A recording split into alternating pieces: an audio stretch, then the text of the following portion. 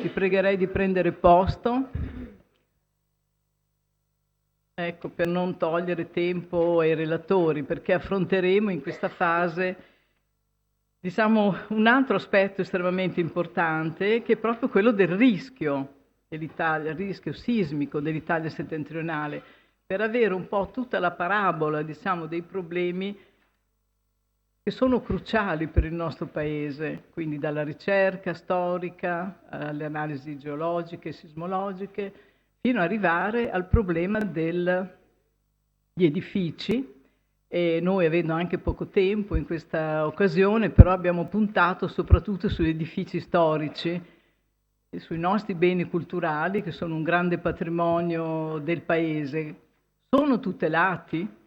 Come sono i primi ad subire i danni più devastanti durante i terremoti, per varie ragioni che già sono emerse, ci chiediamo quindi qual è la tutela che hanno questi edifici storici, che cosa si sta facendo, cosa si potrebbe fare, che cosa richiede una risposta più forte anche dal punto di vista della società e della cultura diffusa. Ecco, le relazioni in ordine sono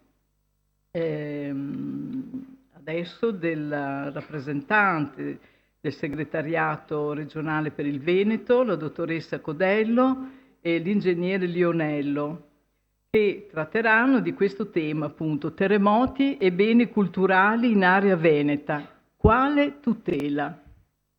Punto di domanda. Prego.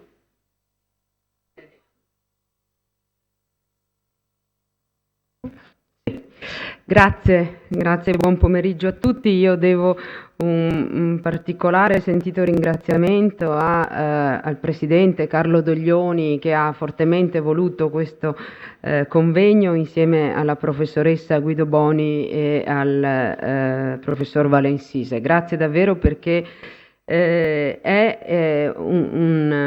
tema posto è per molti aspetti borderline, e lo è forse più che tutto per quello che riguarda i beni culturali. Io introduco brevemente l'intervento dell'ingegner Lionello, che svilupperà poi con dati scientifici alla mano alcuni temi che sono oggetti di ricerche che abbiamo fatto e che abbiamo adesso iniziato con l'Università di Trieste, con il professor Romanelli, che ha parlato prima di noi. Qui, in virtù proprio della libertà di pensiero che ci è concessa in ambito di una giornata di studi come questi, forse potrò dire delle cose che non vogliono assolutamente essere polemiche, ma che intendono invece mettere a fuoco alcuni dei grossi problemi che abbiamo nella tutela dei beni culturali. Alcuni spunti sono questi. Allora, sicuramente è innegabile che il patrimonio storico che abbiamo noi oggi è già sopravvissuto a una serie di eventi passati, e quindi è innegabile, e non solo per i documenti e le indagini archivistiche di cui stamattina la professoressa Guido Boni ci ha dato un esempio davvero toccante, secondo me, ma per mille altre ragioni sono già di per sé stessi questi beni depositari di un'enorme quantità di informazioni che ci testimoniano la loro capacità di sopravvivere ad eventi sismici. Sta di fatto però che la situazione di oggi è invece molto diversa, ed è molto diversa per effetto di un binario culturale entro la quale sono state incanalate quasi tutte le ricerche e gli studi, ragion per cui nell'indagare e nello studiare gli edifici antichi, ancor più se sono monumenti, si cercano quei dati, anche tecnici, scientifici, di resistenza dei materiali e quant'altro, che servono poi per essere inseriti nella modellazione matematica che dovrebbe dare poi i requisiti di sicurezza degli edifici. Purtroppo questo binario, che si persegue ormai da molto tempo, ha dimostrato con grandissima, infinita scoramento da parte nostra gli esiti più fallimentari che si possano immaginare. Decenni di interventi fatti con modalità di irrigidimento delle strutture a fronte invece di edifici che hanno loro capacità di resilienza, di elasticità e quant'altro, hanno mostrato come proprio gli interventi antisismici siano stati quelli che hanno portato al crollo delle strutture che invece avrebbero dovuto resistere. Allora qui i temi che ci vengono posti sono molto seri, perché sappiamo che da queste modalità di ragionamento sono poi derivate sia la normativa che le linee guida che ancora oggi con straordinaria testardaggine ci imponiamo di seguire. Pur dovendo registrare l'assoluto, il completo divario tra il risultato di analisi che strutturisti e ingegneri, ma anche architetti hanno fatto, e la realtà delle conseguenze dei sismi. Sembrava in qualche modo che le procedure e l'applicazione della norma potesse dare delle garanzie sufficienti, ma io penso che questo non si possa affatto dire. Al contrario, penso che ci sia e sia purtroppo dominante una applicazione acritica delle linee normative, delle tabelle, dei parametri meccanici sui materiali e quant'altro, che non sta dando i risultati che enunciamo. Quindi di norma che cosa succede? Succede che si fanno delle indagini sul monumento, chiamiamolo schematicamente così, se ne traggono quei parametri che servono per il modello matematico, dopodiché il concetto diventa tautologico e quindi non si cerca altro. Posso dire, lo dimostrerà ancora meglio di me l'ingegner Lionello, che si può fare molto di più e molto di diverso. Lo ho sperimentato in una situazione come quella del complesso delle gallerie dell'Accademia che sta qui di fronte all'Istituto Veneto, dove prima abbiamo fatto le verifiche sismiche applicando il modello convenzionale che ci chiedeva poi di eseguire interventi strutturali molto consistenti, oltre che molto costosi, per passare invece successivamente ad una analisi tutta diversa della fabbrica che tenesse conto di tutta una serie di altri parametri, come per esempio, e come abbiamo visto stamattina, gli interventi dei restauri passati, i quadri fessurativi consolidati nel tempo, le singole diverse caratteristiche delle tessiture murarie e i loro diversi coefficienti, i risultati per esempio della mensiocronologia eseguita su mattoni di epoca romana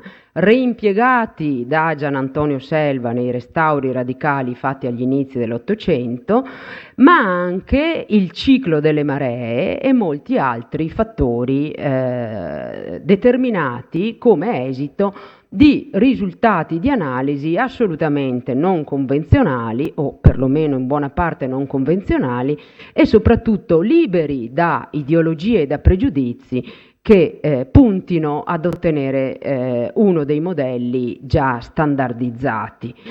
Naturalmente l'esito è stato estremamente significativo perché cambiando orizzonti e coordinate di riferimento abbiamo visto che perlomeno l'edificio principale, che è la chiesa trecentesca che tutti quanti vedete, è risultata verificata fino non solo all'LV0, l'LV1 e l'LV2. Con questo, richiedendo minimi, davvero minimi e assolutamente poco costosi interventi per rispondere anche alle normative. Il primo risultato qual è? È quello che abbiamo bisogno della comparazione, ma non di solo due modelli, di più modelli possibili in linea teorica. E qui intervengono altre considerazioni che ci devono mettere in guardia, per esempio che dobbiamo fare attenzione anche alle cosiddette buone pratiche.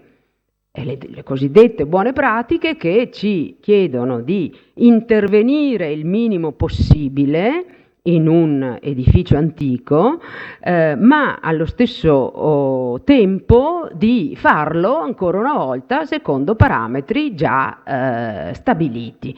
Quindi la diversità delle fabbriche, i loro caratteri costruttivi estremamente diversi, le loro tipologie di prestazioni tecnologiche in tutta la loro complessità, ma anche la loro vitalità, vengono, a mio parere, sistematicamente mortificati in ragione di modelli di riferimento che sono formali e non sostanziali.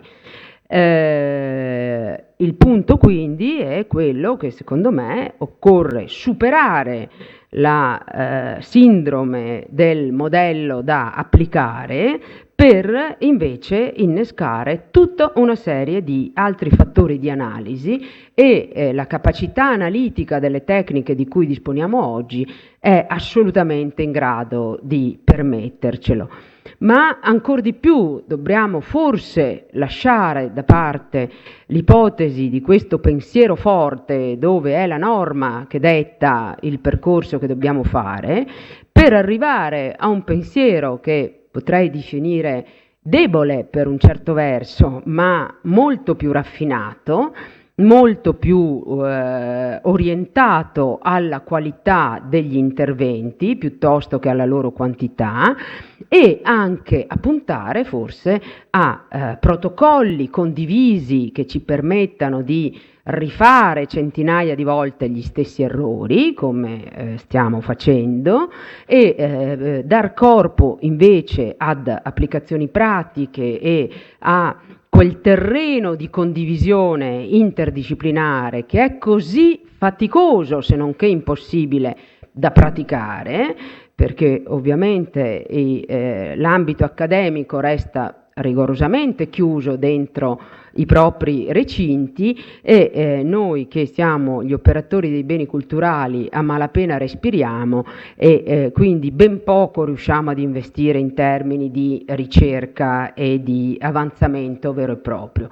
Tenete conto che ovviamente il consolidamento di questi modelli che ora stiamo concretamente applicando e che hanno dato questi risultati così disastrosi sono peraltro determinati dalle grandi lobby ingegneristiche del cemento armato, dei finanziatori di tutte quante queste attività e fin quando noi non cambieremo anche registro rispetto a questo tipo di operatori, credo che non ne verremo molto fuori. Grazie, do la parola all'ingegner Lionello.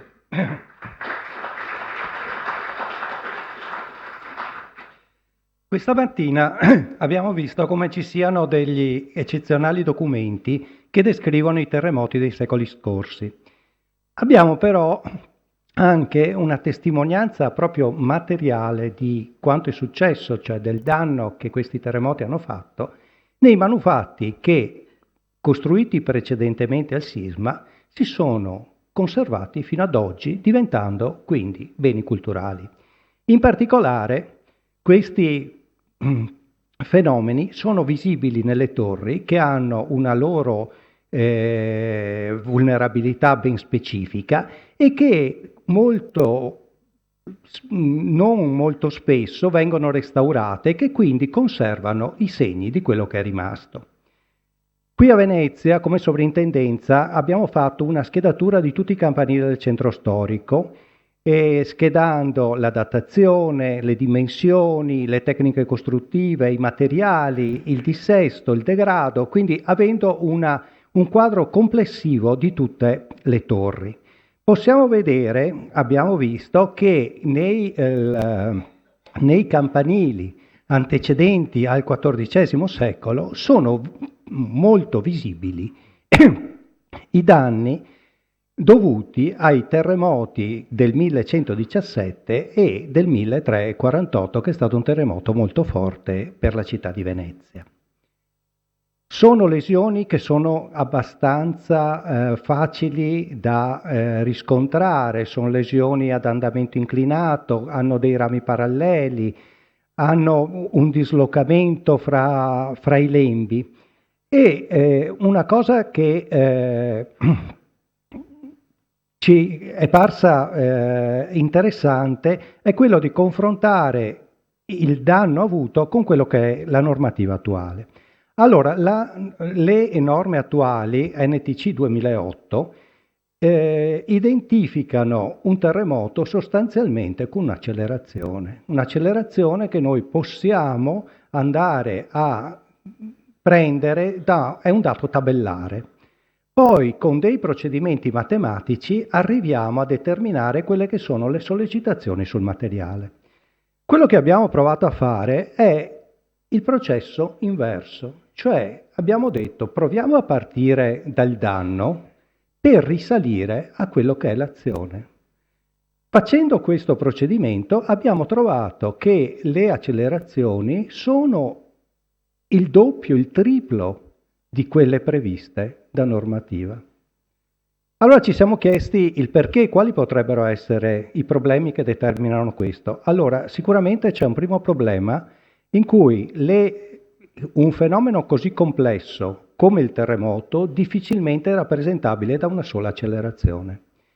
Il secondo problema è che qui stiamo parlando di murature. Murature è un materiale non omogeneo, anisotropo, e che difficilmente è rappresentabile con dei codici matematici. Il terzo problema è che molto spesso con le verifiche normative non si tiene conto dei quadri fessurativi e noi invece abbiamo visto come le lesioni, per esempio qui sulle torri, diminuiscano di molto la resistenza fino ad un ordine di grandezza completamente diverso. Allora, tornando ai nostri campanili, noi abbiamo fatto una prima verifica secondo l'NTC 2008 e abbiamo avuto dei risultati.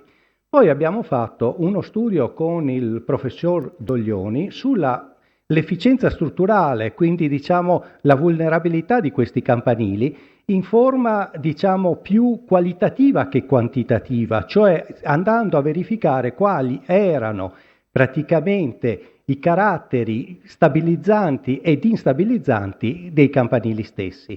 Abbiamo questo, quindi praticamente, non lo so, la presenza di tiranti e stabilizzante, la presenza invece di finestrature in asse e non stabilizzante, il basamento che si amplia e stabilizzante. Ecco, e sulla base di questo abbiamo dato dei coefficienti adimensionali e siamo addivenuti ad una classificazione. Allora, se confrontiamo i due sistemi, vediamo che le cose non coincidono assolutamente. Per esempio, il campanile San Geremia, che ha sicuramente una grossissima vulnerabilità, perché basta andarlo a vedere, con il secondo metodo, diciamo, è il più pericoloso, con la NTC sembra quasi che sia verificato, cioè che sia un campanile adeguato alla norma. Allora, che cosa abbiamo fatto? Siamo andati a fare un ulteriore passo e abbiamo cercato di integrare l'NTC con dei parametri relativi alla muratura e al quadro fessurativo. Quello che vedete nella colonna centrale è proprio i risultati che abbiamo ottenuto e potete vedere qui da questo grafico come per esempio il campanile di San Geremia, indicato come il più pericoloso con lo studio del professor Doglioni e non pericoloso invece con la NTC, risulti uno tra i campanili invece maggiormente a rischio. Vediamo comunque invece come il campanile di Santa Caterina di Mazzorbo con una verifica meccanica rientri comunque invece tra quelli più pericolosi. Quadri fessurativi che mi possono dare delle grandissime informazioni anche proprio sul comportamento meccanico degli edifici. E una occasione speciale che abbiamo avuto è il campanile dei Frari, dove abbiamo operato per un intervento di consolidamento e abbiamo un monitoraggio che è 15 anni che c'è lì. Praticamente il campanile nasce come un campanile isolato, in occasione del crollo del campanile di San Marco viene fatto un consolidamento in fondazione, solo però su un lato, e quindi il campanile ha cambiato il verso di inclinazione. Ma quello che è significativo è che noi siamo andati a fare un intervento perché nel 1902 il campanile era stato unito alla basilica con degli interventi di consolidamento. Siamo andati a fare una separazione tra quello che è il campanile e la basilica, ma è significativo che il terremoto antecedente ai lavori e un terremoto successivo, che hanno più o meno della stessa intensità, hanno dato degli spostamenti completamente diversi e che quindi testimoniano che questi interventi che noi abbiamo fatto di isolare campanile e chiesa sono risultati positivi dal punto di vista sismico. Interventi che invece, dove il campanile è collegato alla chiesa, si sono dimostrati devastanti. Questo è San Felice sul Panaro. Vedete come per la costruzione dell'abside si sia andati a demolire proprio la faccia interna del campanile, e queste sono le conseguenze col sisma del 2012.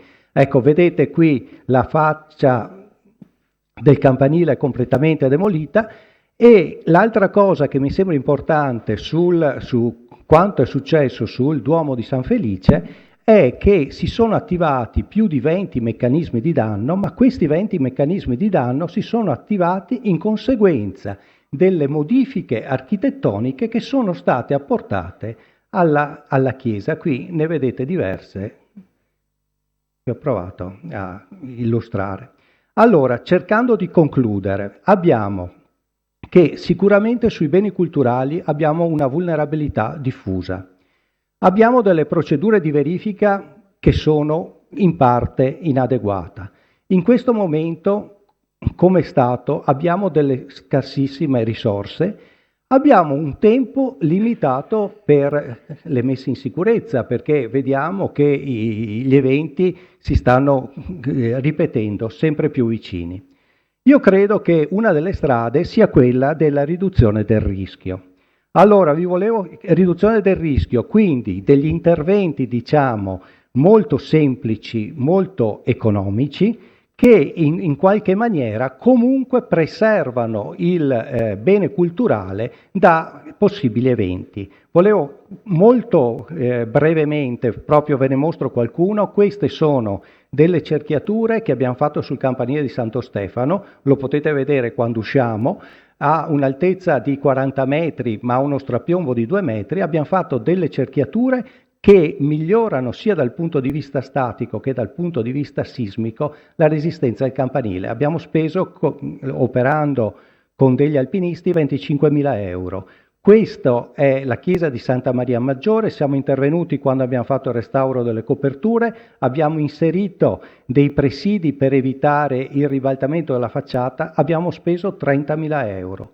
Questo è invece qui un'isola qui del nostro estuario, San Francesco del Deserto, un muro isolato. Abbiamo costruito dei contrafforti virtuali con cavi in acciaio. Il consolidamento ce n'è costato 15 e questo è l'ultimo intervento che abbiamo fatto il mese scorso nel campanile di Belluno, installazione di 4 tiranti, 10.000 euro, ma speriamo di aver comunque migliorato, diciamo, la resistenza di questi edifici. Grazie moltissimo. Si apre una speranza di intervento, quindi anche non eccessivamente costoso. Adesso do la parola a Francesco Doglioni dell'Università di UAV di Venezia. Francesco è una vecchia volpe di studio sugli effetti sismici sugli edifici e quindi parlerà una relazione molto interessante: terremoti e dissesti stratificati, l'archeologia dell'architettura come strumento di analisi. che è un tema che è stato anche sfiorato nelle relazioni di questa mattina. Quindi a te, Francesco, di sviscerarci tutta la problematica. Grazie.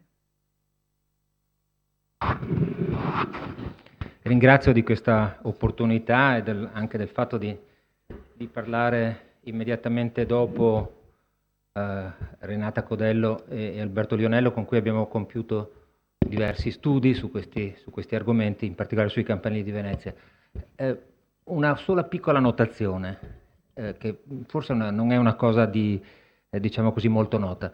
Venezia è la città che nella edilizia civile ha più presidi antisismici che io conosca.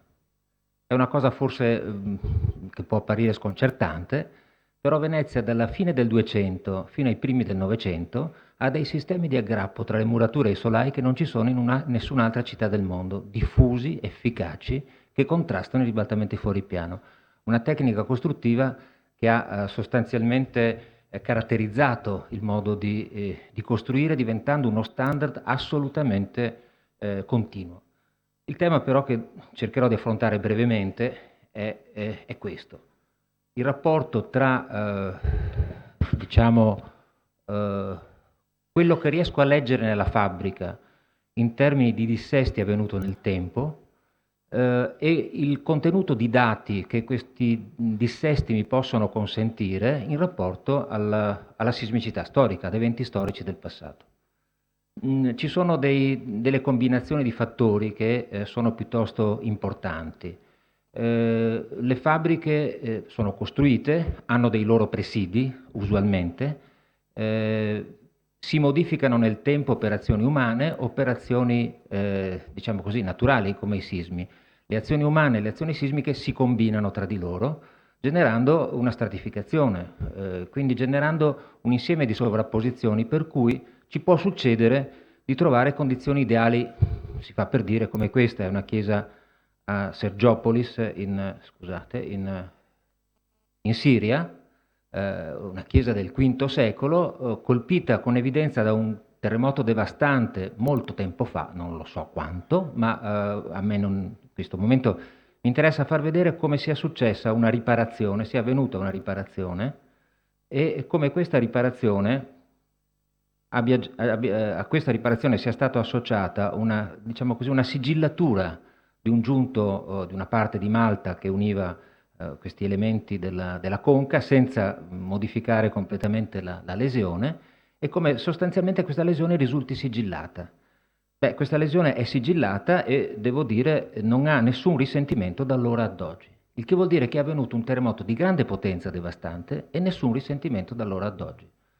Se io riuscissi a datare questa Malta avrei quello che si dice un termine post quem non, il termine in cui è avvenuto il sisma e il tempo che è trascorso dal sisma ad oggi. E posso anche dire con assoluta tranquillità che non ci sono stati risentimenti significativi e quindi non ci sono stati altri sismi da allora. Quindi è un piccolo elemento tracciante di storia sismica. Ma questo richiama ovviamente ad altri fattori. È chiaro che non posso pensare di trarre considerazioni di questo genere solo da un elemento, devo trovare dei quadri, perché deve esserci una coerenza complessiva. È evidente che se nella stessa chiesa trovo delle cose così, non ci sono molti dubbi che si tratti di un grande sisma. Ma la questione è quando i sismi sono invece più, diciamo, di energia minore, quando le letture sono più difficili, quando l'edificio non è stato, come in questo caso, ricostruito, ma è stato profondamente modificato o, come si dice, restaurato. Ecco, scusatemi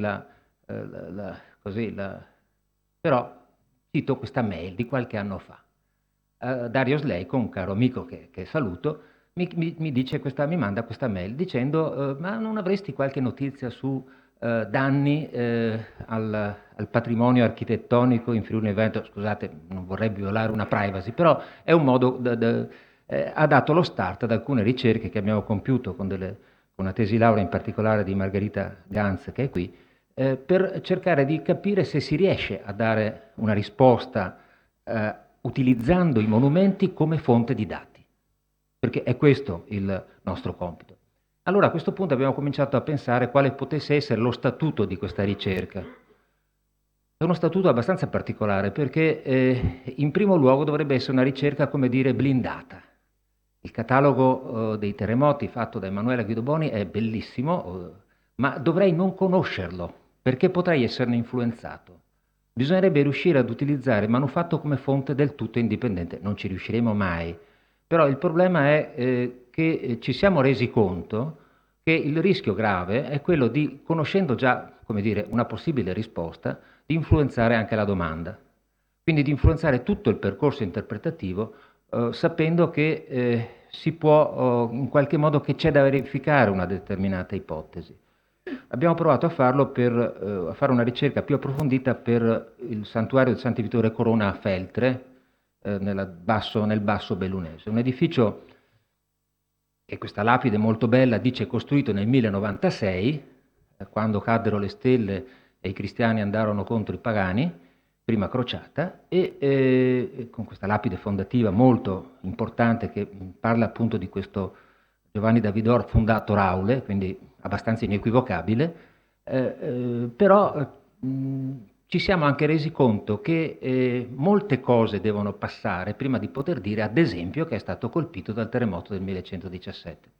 In uno studio di una trentina di anni fa, con Vincenzo Petrini, avevamo ipotizzato che questo edificio avesse potuto essere colpito da quel terremoto, basandoci sul fatto che ritenevamo che la struttura fosse costruita omogeneamente dopo o comunque contestualmente alla data fondativa. E questo era il modello realizzato negli anni 30 della chiesa nella condizione iniziale. In realtà, nello studio che ha fatto Margherita Ganze, che abbiamo poi pubblicato sulla rivista Archeologia dell'Architettura, il processo fondativo si è rivelato profondamente diverso. Abbiamo compiuto, come dire, un'analisi stratigrafico-costruttiva della fabbrica, cercando di non essere influenzati da tutte le interpretazioni storiografiche, e abbiamo trovato un percorso piuttosto diverso, che qualcuno, a dir la verità, aveva già ipotizzato. Si costruiscono prima delle due torri con un'aula molto bassa. Queste due torri le motiviamo con il fatto che tutta la parte, diciamo, svettante della chiesa si appoggia molto chiaramente alla muratura dei campanili, che quindi formavano uno strano arco trionfale, una coppia di campanili, con una muratura molto molto bella, questa in realtà è la muratura, diciamo, del fianco addossato, che si addossa senza connessioni strutturali con i campanili e ha già una prima fase e una seconda fase. Allora, quando noi troviamo, la chiesa poi si evolve, cambia e si modifica, quando noi troviamo che la chiesa subisce questo danno, sappiamo che questa fase è già la terza fase costruttiva, non è la prima. Quindi sappiamo anche che questa fase, abbiamo motivi per ritenere che questa fase sia in realtà della metà del 200, quindi viene meno la possibilità di dire che si tratta del terremoto del 1117 e forse è un dato in più invece per la ricerca di Sleico, quindi il terremoto del 1348. Perché diciamo che questo è un dato, è una lesione sismica? Beh, il problema a questo punto diventa di validazione della fonte sismica. È un procedimento che va in parte per esclusione, in parte per conferma. Devo escludere che ci siano altre cause, ad esempio un normale dissesto di fondazione. Devo escludere che ci siano quindi una serie di fattori che possono portare allo stesso risultato. In questo caso io vedo un marcato slittamento in quota.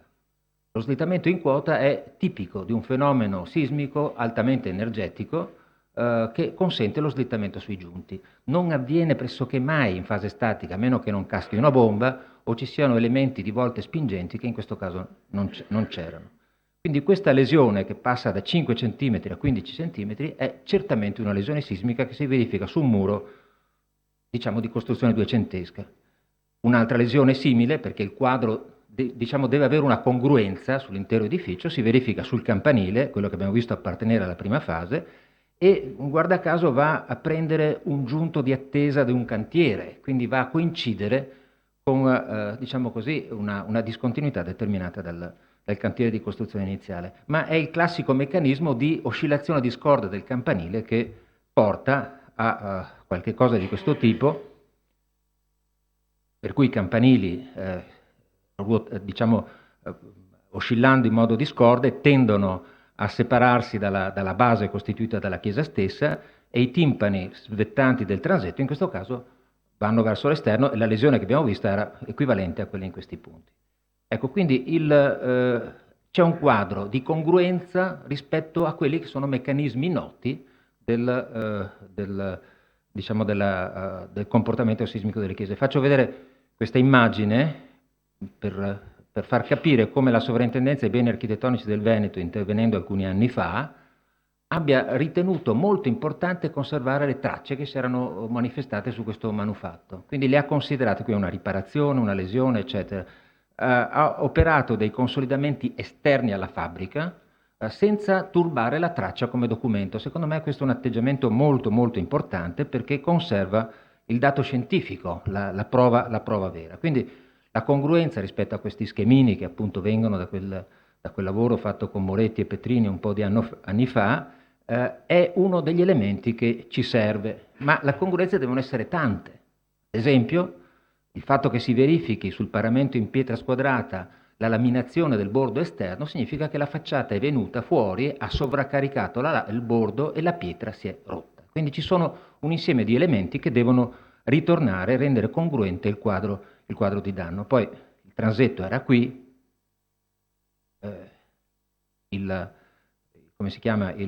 il chiostro addossato è costruito nel 1490 e ingloba, vedete, il fuoripiombo causato dalla fuoriuscita di piano dell'antico transetto. Da allora non si è più mosso molto. Ecco, quindi questo è un danno fossile che ci consente una datazione che a questo punto è dal momento della costruzione al 1490 circa, data di costruzione del chiostro. Quando avviene questo è un processo che abbiamo cercato di sviluppare e che viene raccontato in questo studio che abbiamo pubblicato sulla rivista Archeologia dell'Architettura numero 19. Queste sono alcune immagini dei campanili di Venezia che hanno già presentato, la cui ricerca ha già presentato Alberto Lionello. Solo per far vedere una cosa, questi sono i campanili precedenti al 1348, con lesioni complesse, articolate, molto diffuse, e questi sono i campanili successivi a quella data, simili per forma, per dimensione, hanno quadri molto più semplici, non sono esenti da danni, ma questo per dire che si può anche pensare di fare una sorta di confronto epidemiologico per classi di manufatti appartenenti alla stessa epoca e trarne delle considerazioni. In questo caso, ad esempio, il campanile dei Gesuiti ha subito una sopraelevazione e se noi vediamo cosa succede, forse lo riuscite a vedere, per la prima fase e la seconda fase, che è ancora una fase molto antica, il campanile degli inizi del 200, vedete che qui c'è una lesione interrotta. L'interruzione della naturale evoluzione di una lesione, secondo me, è un dato estremamente significativo in questa lettura, diciamo, della fenomenologia. Questo qui somiglia molto all'immagine che c'è nella locandina del nostro convegno. Sono due situazioni, una è un minareto, l'altro è un campanile, giusto per far vedere che il sisma si comporta per forma e non bada a differenze di religione o altro. Quindi c'è un comportamento per forma che è quello che genera i meccanismi. E queste sono queste cose che abbiamo già fatto e che sappiamo. Bene, mi cimenterò su una cosa che è una ricerca che non c'è. Quanti minuti? 5, perfetto. È una ricerca che non c'è, quindi va benissimo, la enuncio solo come possibilità e dopo vi lascio valutare la natura. Abbiamo fatto alcune osservazioni con Margherita Ganza sull'Arena di Verona. Perché l'Arena? Beh, l'Arena è un edificio che certamente ha subito il terremoto del 1117. Cosa si vede? Si vede qualcosa? Allora uno dice, cerchiamo i meccanismi di danno. I meccanismi di danno sui teatri non sono codificati, perché non abbiamo una casistica sufficiente. Uno può provare a guardare il Colosseo, ovviamente, rendersi conto che ci sono delle parti molto, diciamo così, molto alte, molto svettanti, che cercare di capire che la struttura anulare esterna di un teatro, di un anfiteatro, si comporta ad arco compresso, quindi con grande efficacia strutturale se la sollecitazione è verso l'interno, si comporta ad arco teso se la sollecitazione è verso l'esterno. L'arco teso non funziona granché bene, direi che funziona particolarmente male. Quindi il problema diventa capire come è costruito. Ad esempio, questo è lo sperone dello Stern, con questo degrado certamente innestato anche dalla caduta di una parte, quindi bisogna vedere come avviene la caduta di una parte, se è uno spoglio o quant'altro, oppure vedete i fenomeni di slittamento degli archi, però c'è questo fenomeno anche molto particolare che va visto con attenzione nelle parti più esterne all'anello. Se ci sono degli spostamenti verso l'esterno si verificano delle sovracompressioni che generano questi fenomeni qui. Quindi questo fenomeno potrebbe essere un fenomeno sismico o comunque un fenomeno compatibile con uno spostamento verso l'esterno. Bene, il Colosseo ha queste cose qui, ha questi intagli per lo spoglio che gli antichi diciamo predatori seguivano l'elemento di piombo che veniva usato per la messa in opera di questi elementi e poi andavano a cercare il piombo, estraevano il piombo in metallo. Questi elementi tra l'altro spesso hanno il difetto di rompersi con tutti i problemi conseguenti. Quindi il Colosseo di Roma aveva una grande quantità di elementi di connessione tra i conci che assicuravano un comportamento diciamo ad arco teso con capacità di resistere a trazione, almeno in parte. Questa è l'arena di Pola. L'arena di Pola era tutta piena di elementi di cava, fatti per lo spoglio, che in realtà sono stati poi mascherati dai restauri. Eccoli qua. Però aveva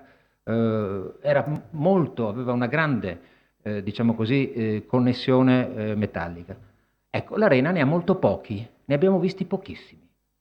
L'anello esterno dell'arena ha, questa è la parte superstite dell'anello, che è un importante fuoripiombo che ha avuto un intervento di consolidamento negli anni 50, allora pionieristico, con una precompressione verticale, presenta una modesta quantità di elementi resistenti a trazione. Questo per dire che bisogna tenere conto di quale poteva essere l'efficienza strutturale del manufatto al momento in cui veniva colpito da un fenomeno.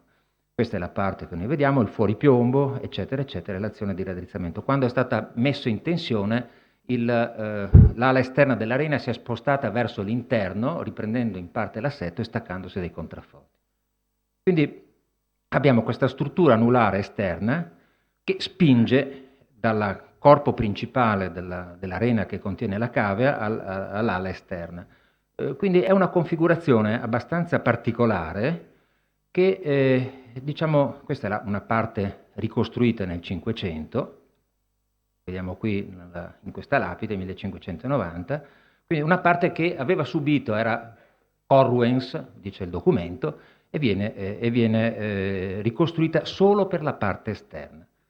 Bene, abbiamo provato a fare una visita cercando di capire quali potevano essere i luoghi in cui si poteva cercare una traccia sismica, tenendo conto che questo elemento svettante, poi qui doveva esserci una sorta di elemento attico di galleria alta, questo elemento svettante è sicuramente quello più esterno, quello più vulnerabile, che viene sospinto dalla massa degli arcovoli interni e che quindi non può che spostarsi verso l'esterno.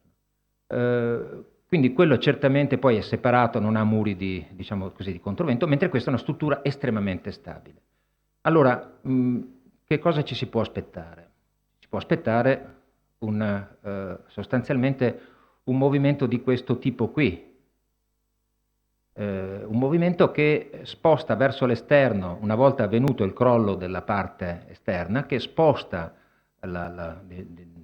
fino al crollo la parte esterna, e poi una volta che si è spostata la parte esterna, la parte interna diventa a sua volta vulnerabile.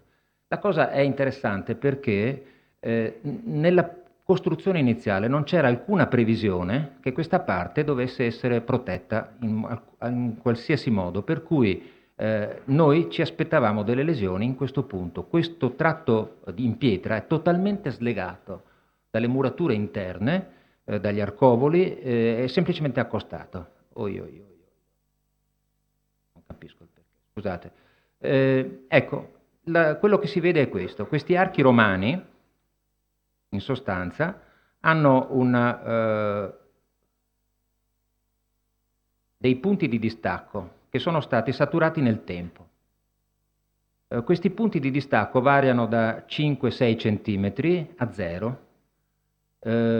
Il ritto verticale spesso è in fuoripiombo verso l'esterno, ad indicare quindi una deformazione complessiva dell'arco, anche se non si vedono fenomeni di dislocazione particolare degli archi. Il contatto tra questi pilastri, appunto slegati dalla muratura, e la muratura dei seti in opus cementitium è spesso manomesso da riparazioni. Quindi c'è un grande lavorio compiuto nel tempo. Ecco, questo è un punto in cui il distacco è di 1,5 centimetri circa. Si può vedere in più punti che le zone di riparazione hanno un distacco minimo, le zone dell'opus cementitium romano un distacco maggiore, significativo, dell'ordine dei 4-5 centimetri. Ecco, questi insieme di fattori ci consentono di dire che molto probabilmente l'Arena ha sì subito un evento. Da quello che possiamo capire non un evento devastante, però cioè non di enorme energia, perché non ha molti elementi di danno, tranne quelli che vediamo diciamo, nell'anello esterno. Quindi il problema è capire la tempistica, la successione dei crolli, e capire anche che tutto sommato il comportamento, diciamo, ribaltante fuori piano della parte, ecco, questo è un tratto invece in cui le pietre sono a totale contatto ma non hanno connessioni, fino ad arrivare totalmente a contatto nella zona in cui esiste ancora l'anello esterno. Qui non esistono deformazioni, quindi è stato tutto comunicato all'anello esterno. Allora questo ci permette di dire, questi sono elementi che possono indicare delle forme di schiacciamenti dei pilastri alla base, ma questo va ulteriormente verificato. Concludo dicendo che in realtà noi vediamo che le opere, diciamo, di ricostruzione tardo-cinquecentesca si concentrano su questo punto. Le principali, diciamo così, deformazioni dell'elemento esterno sono prossime in questa posizione e in quest'altra. In questa zona si vede abbastanza poco, ma in realtà ci sono molte modificazioni, molte manomissioni. In sostanza sembrerebbe che l'Arena abbia subito più modificazioni o più dissesti in questa direzione, forse anche in questa, che non nelle direzioni opposte. Di fatto qui permane come se fosse stata colpita, passatemi la semplificazione, da un movimento che va in questa direzione. Ovviamente questo è una ipotesi, però forse se si studiasse a fondo con lettura stratigrafica complessiva, con dei modelli complessivi l'Arena, si potrebbe avere un'idea di quali sono le direzioni in cui ha agito, in cui ha agito diciamo, l'azione sismica, causando i principali effetti. Avendo questa configurazione ellittica, l'Arena si presta ad una lettura di questo genere. Ovviamente è solo un'ipotesi di ricerca. Grazie.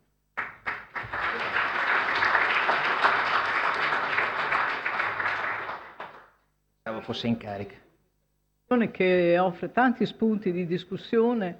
Adesso non c'è il tempo in questo momento perché ci sarà un'altra relazione e non c'è il professor Claudio Modena perché è stato chiamato alla Commissione Grandi Rischi che si è riunita proprio oggi, quella a cui ha partecipato anche il professor Carlo Doglioni, e lo sostituisce la professoressa Francesca da Porto col titolo lo stesso titolo che era stato previsto.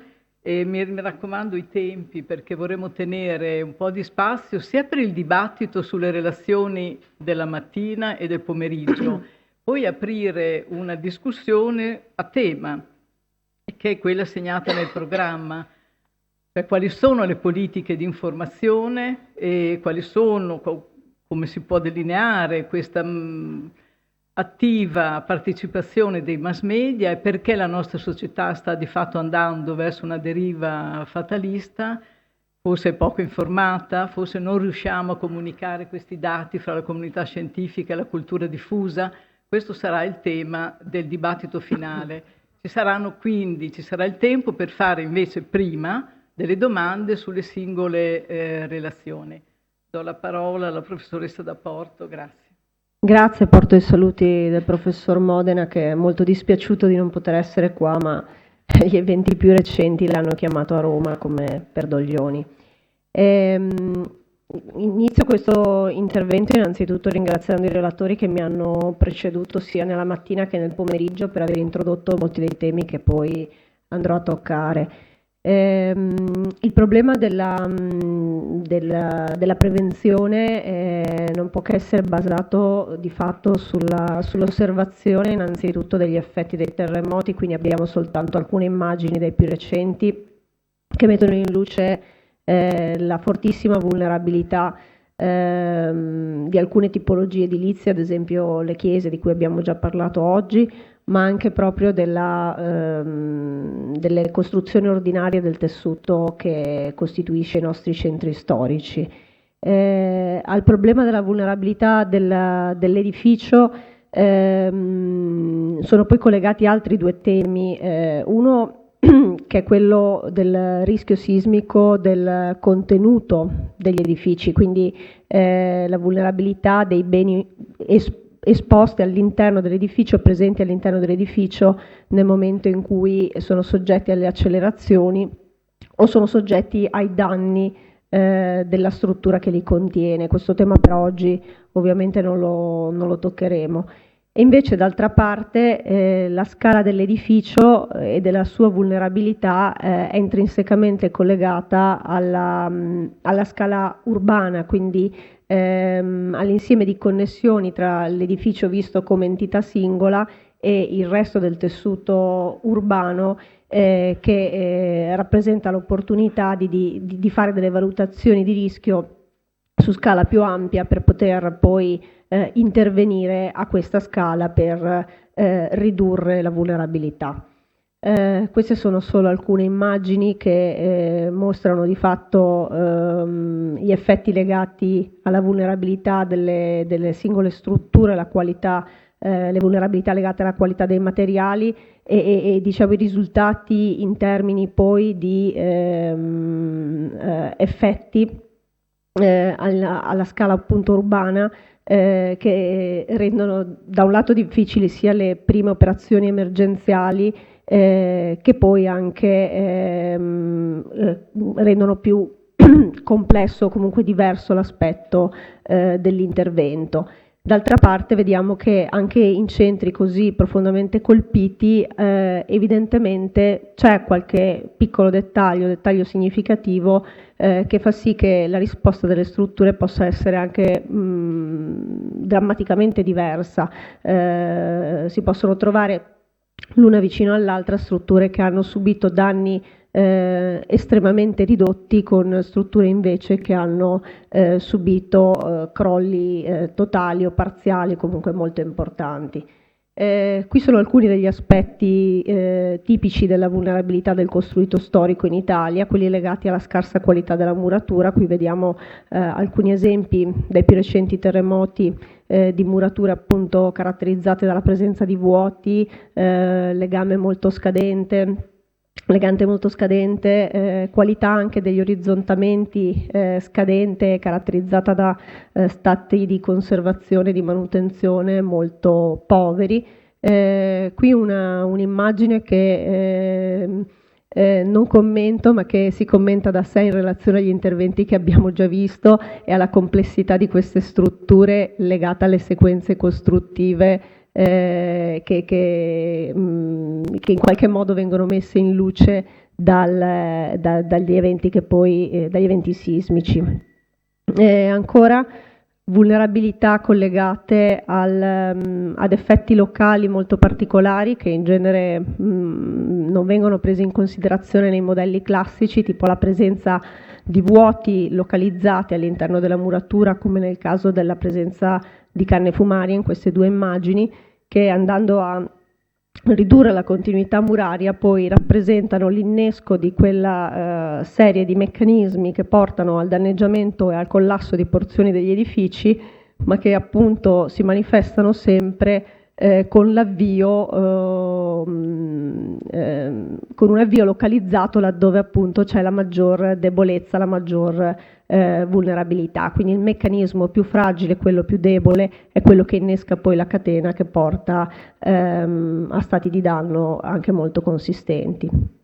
Ancora molti delle immagini che abbiamo visto oggi e dei meccanismi che abbiamo che sono stati commentati anche prima sono collegati all'assenza di incatenamenti sia puntuali sia diffusi a livello degli orizzontamenti, delle coperture, e questo fa sì che non vengano vincolate e bloccate le pareti, che risultano quindi libere di ruotare fuori dal loro piano, e in questo modo amplificano gli effetti del terremoto, portando a crolli e situazioni di danno molto consistenti.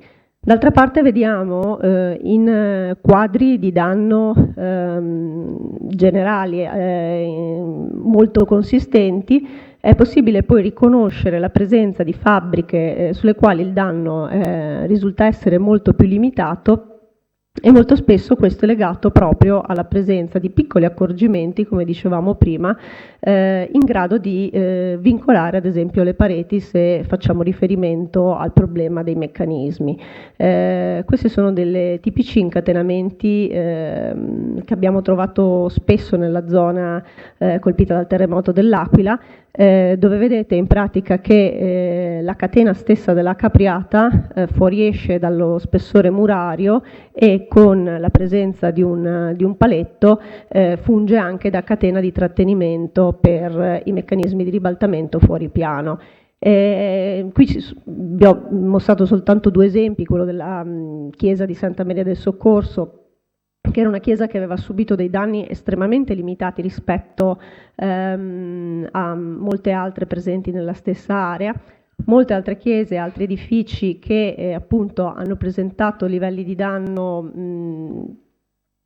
diciamo accettabili o comunque riparabili, erano poi diciamo, abbiamo osservato nei sopralluoghi che erano caratterizzate da questo dettaglio. Perché adesso parlo di questo dettaglio? Non per concentrarmi su questo in particolare, ma per porre una domanda che diciamo come ingegnere sento di porre alla categoria alla quale faccio parte, ovvero sia: saremmo stati in grado, se avessimo osservato questo carattere peculiare, questo particolare costruttivo prima del terremoto, di tenerne adeguatamente considerazione all'interno dei nostri calcoli? Quindi saremmo stati in grado innanzitutto di riconoscerlo, ma questo magari sì, grazie alla presenza di esperti di altre discipline che ci avrebbero guidato, ma poi saremmo riusciti effettivamente a fornire una risposta di previsione per il nostro edificio così in fondo positiva come abbiamo osservato essere nella realtà?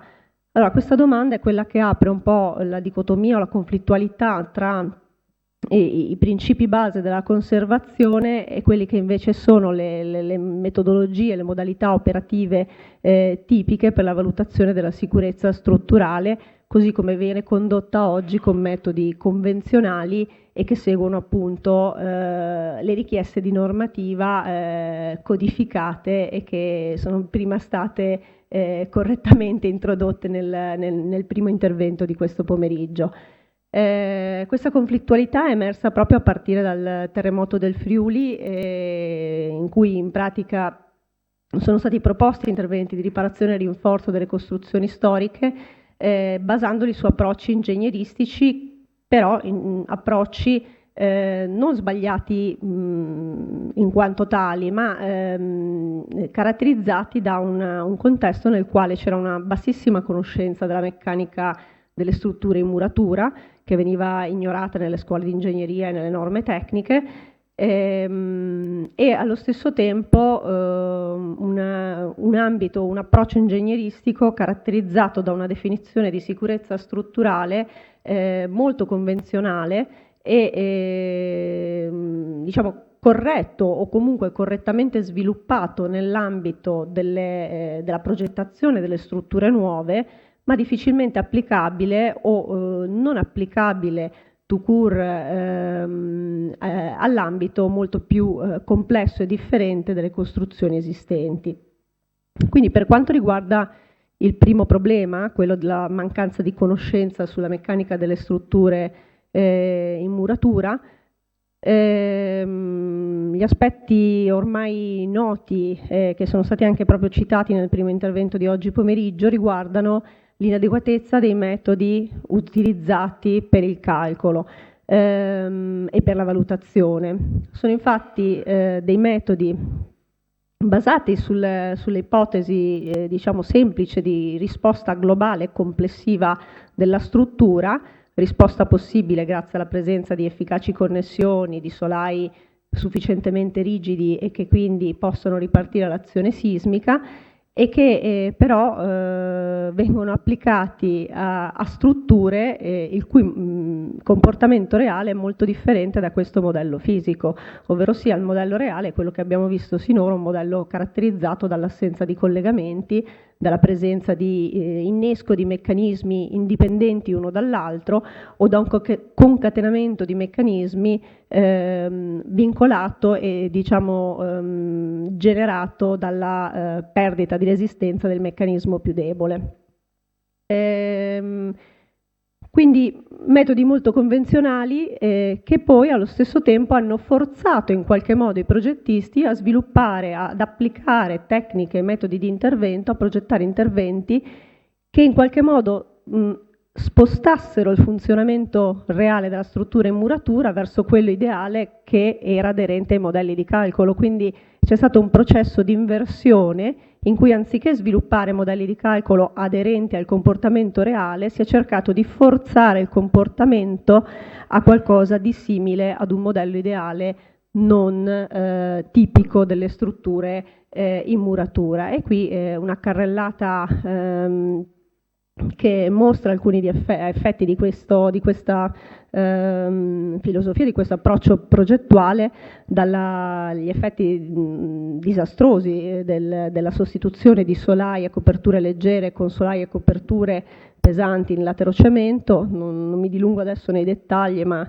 se ne potrebbe parlare molto a lungo. Gli stessi effetti li abbiamo riscontrati qui, è un caso particolare, abbiamo preso in particolare alcune chiese anche dopo il terremoto dell'Aquila, però anche nel terremoto più recente vediamo qui l'esempio di alcune coperture pesanti che hanno completamente distrutto i piani sottostanti dell'edificio, pur rimanendo completamente intere alla fine del sisma la struttura nuova stessa. Ora, oltre a questi interventi finalizzati proprio a riportare il comportamento della struttura a qualcosa di diverso da quello che originariamente è, anche tecniche sviluppate sempre in un ambito differente da quello della muratura e applicate senza sufficiente sperimentazione alle strutture in muratura, ha fatto rilevare in pratica i propri limiti. Qui vediamo alcuni effetti di danno localizzato laddove con cuciture molto intense si era cercato di ricostituire una continuità completa tra pareti ortogonali, laddove la continuità completa forse non è necessaria, ma è sufficiente pensare a dei collegamenti puntuali, così come storicamente era sempre stato fatto. O altri esempi di interventi che pongono anche problemi in termini di durabilità, di facilità esecutiva o di compatibilità addirittura meccanica per gli eccessivi incrementi di rigidezza che provocano con appunto il resto della fabbrica, che comunque rimane caratterizzata dal materiale di cui di base essa è costituita, cioè la muratura. Per quanto riguarda il secondo aspetto, ovvero sia l'aspetto che riguarda il concetto formale, convenzionale della sicurezza, della valutazione della sicurezza, ci sono vari temi da toccare. Adesso cercherò di farlo molto rapidamente o il più rapidamente possibile. Da un lato i parametri di cui abbiamo bisogno per arrivare alla valutazione della sicurezza, sia questi i parametri meccanici di base che andiamo ad individuare mediante delle prove, le quali però non possono che essere puntuali, quindi hanno un valore diciamo che deve essere trattato poi in maniera probabilistica e non deterministica, ma i parametri stessi che vengono definiti che vengono utilizzati nella definizione dei livelli di sicurezza sono parametri che hanno senso appunto quando si fissano quando si fissa, diciamo, un valore convenzionale di riferimento della sicurezza per le strutture nuove. Pensiamo soltanto al valore dei parametri che vengono utilizzati per coprire il campo delle incertezze. I fattori di confidenza, ad esempio, sono parametri che hanno valori molto convenzionali e fissati in maniera così, che non c'è dato bene o male di cogliere appieno, oppure valori tipo quelli della vita nominale, per cui noi dovremo riferire la sicurezza della costruzione. Allora, cerco di andare molto più veloce. La vita della costruzione dovremmo riferirla ad un periodo nominale di 50 anni nel quale abbiamo un'azione che ha una certa probabilità di essere superata. Questo ovviamente ci limita la probabilità del collasso ad un range molto piccolo di probabilità, e questo ragionamento ha significato nella progettazione del nuovo, ma nell'esistente, dove la vita nominale stessa è già stata superata ampiamente, e quindi il terremoto forse non dovrebbe neanche più essere visto come un fattore eccezionale, ma come un fattore che periodicamente si ripresenterà nella vita dell'edificio, forse è un concetto da riconsiderare. E per questo, diciamo, l'approccio in generale risulta porre delle ipotesi e delle assunzioni che sono molto a favore di sicurezza, che non consentono mai di trovare delle verifiche soddisfatte, e questo è contro la stessa invece evidenza sperimentale che talora ci mostra edifici che resistono al sisma o che resistono magari con dei danneggiamenti limitati. Per questo motivo anche le normative internazionali si sono mosse proponendo le verifiche di plausibilità, ovvero sia ci richiedono in qualche modo di spiegare cosa è successo o per quale motivo, come noi riusciamo a giustificare la discrepanza tra risultati di analisi strutturali che sono molto, diciamo, ci danno risultati molto negativi, con condizioni strutturali reali che invece appaiono buone, quindi non abbiamo segni evidenti di stati gravi, di condizioni gravi, e pertanto questo dovrebbe essere spiegato proprio anche direttamente utilizzando la struttura come prova di se stessa, utilizzandola come modello sperimentale sul quale, bene o male, trovare una giustificazione. In questo ambito si è sviluppato il concetto di miglioramento in alternativa a quello di adeguamento.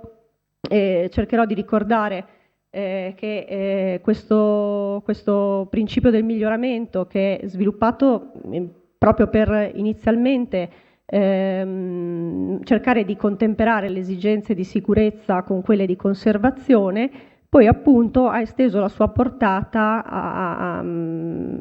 a campi più ampi, perché si è in qualche modo sposata con un aggiornamento dei modelli, aggiornamento che ha previsto l'introduzione anche proprio a livello normativo di modelli che consentano di tener conto di questo funzionamento accertato delle strutture in muratura per meccanismi anziché per risposte di tipo globale. Molto rapidamente, scusatemi, ma l'intervento avrebbe richiesto uno spazio diverso, forse io mi sono dilungata troppo su questi aspetti iniziali. Volevo ricordare che da questo nasce un binomio che porta il processo normale di verifica e adeguamento ad un binomio invece diverso di valutazione e miglioramento, che si basa appunto su una serie di valutazioni qualitative che possono essere inserite nel calcolo e che quindi consentono tutte queste osservazioni che abbiamo visto anche nelle presentazioni precedenti di essere avvalorate e portate all'interno del calcolo proprio per dimostrare una bontà o comunque la necessità di interventi che nel caso migliore dovrebbe essere la non necessarietà di interventi, quindi la non esigenza di intervenire.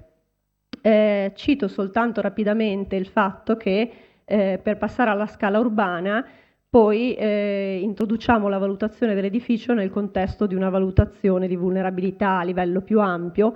Visto che ho finito il mio tempo, non posso ovviamente dilungarmi sulle metodologie, mi dispiace. Ricordo solo che questo aspetto molto importante di valutazione della vulnerabilità su scala urbana con modelli semplificati consente, cosa molto importante, di individuare liste di priorità e strategie di azione che possono rappresentare un'efficace modalità di riduzione della vulnerabilità, soprattutto se sostenute da azioni politiche. Quindi non mi dilungo ovviamente sulla spiegazione del metodo, i metodi sono metodi semplificati perché ovviamente non si può agire con lo stesso livello di approfondimento del singolo edificio, ma possono essere poi aggiornati in termini probabilistici. Questo si innesca all'interno di una buona pratica di manutenzione che anche grazie alla circolare del 2015 consente di rilevare i dati degli interventi anche non direttamente finalizzati al miglioramento sismico, e questo è molto importante perché rappresenta un processo di monitoraggio dello stato delle costruzioni che costituiscono i nostri centri e consente di aggiornare le stesse valutazioni di vulnerabilità, dando quindi la possibilità di fare azioni più mirate. Questa finalità, quindi la scheda ha questa finalità da un lato di pervenire ad una sistematica raccolta di dati sul lungo periodo e dall'altro quindi quella di individuare le vulnerabilità anche nei momenti nei quali interveniamo sugli edifici con scopi diversi da quello sismico, suggerendo degli interventi. Il tutto senza particolari richieste di ulteriori sforzi in termini di risorse umane ed economiche e quindi in un ambito di sostenibilità nel panorama economico attuale. Concludo dicendo che l'ultimo e importante livello per la prevenzione è quello della informazione e sensibilizzazione dei cittadini, perché solo tramite questo è possibile mettere in pratica poi gli interventi diffusi, interventi piccoli locali che comunque possono migliorare la vulnerabilità. Da questo punto di vista il Dipartimento della Protezione Civile con il Consorzio Re Luis è da anni che ormai produce queste campagne con dei weekend nelle piazze d'Italia. La campagna si chiama Terremoto io non rischio e in questo ambito ci sono volontari della protezione civile che appunto anche avvicinano in pratica la gente comune e in qualche modo spiegano i concetti semplici, più semplici possibili, in modo da sensibilizzarli e mantenere viva l'attenzione nella popolazione. Grazie, scusatemi.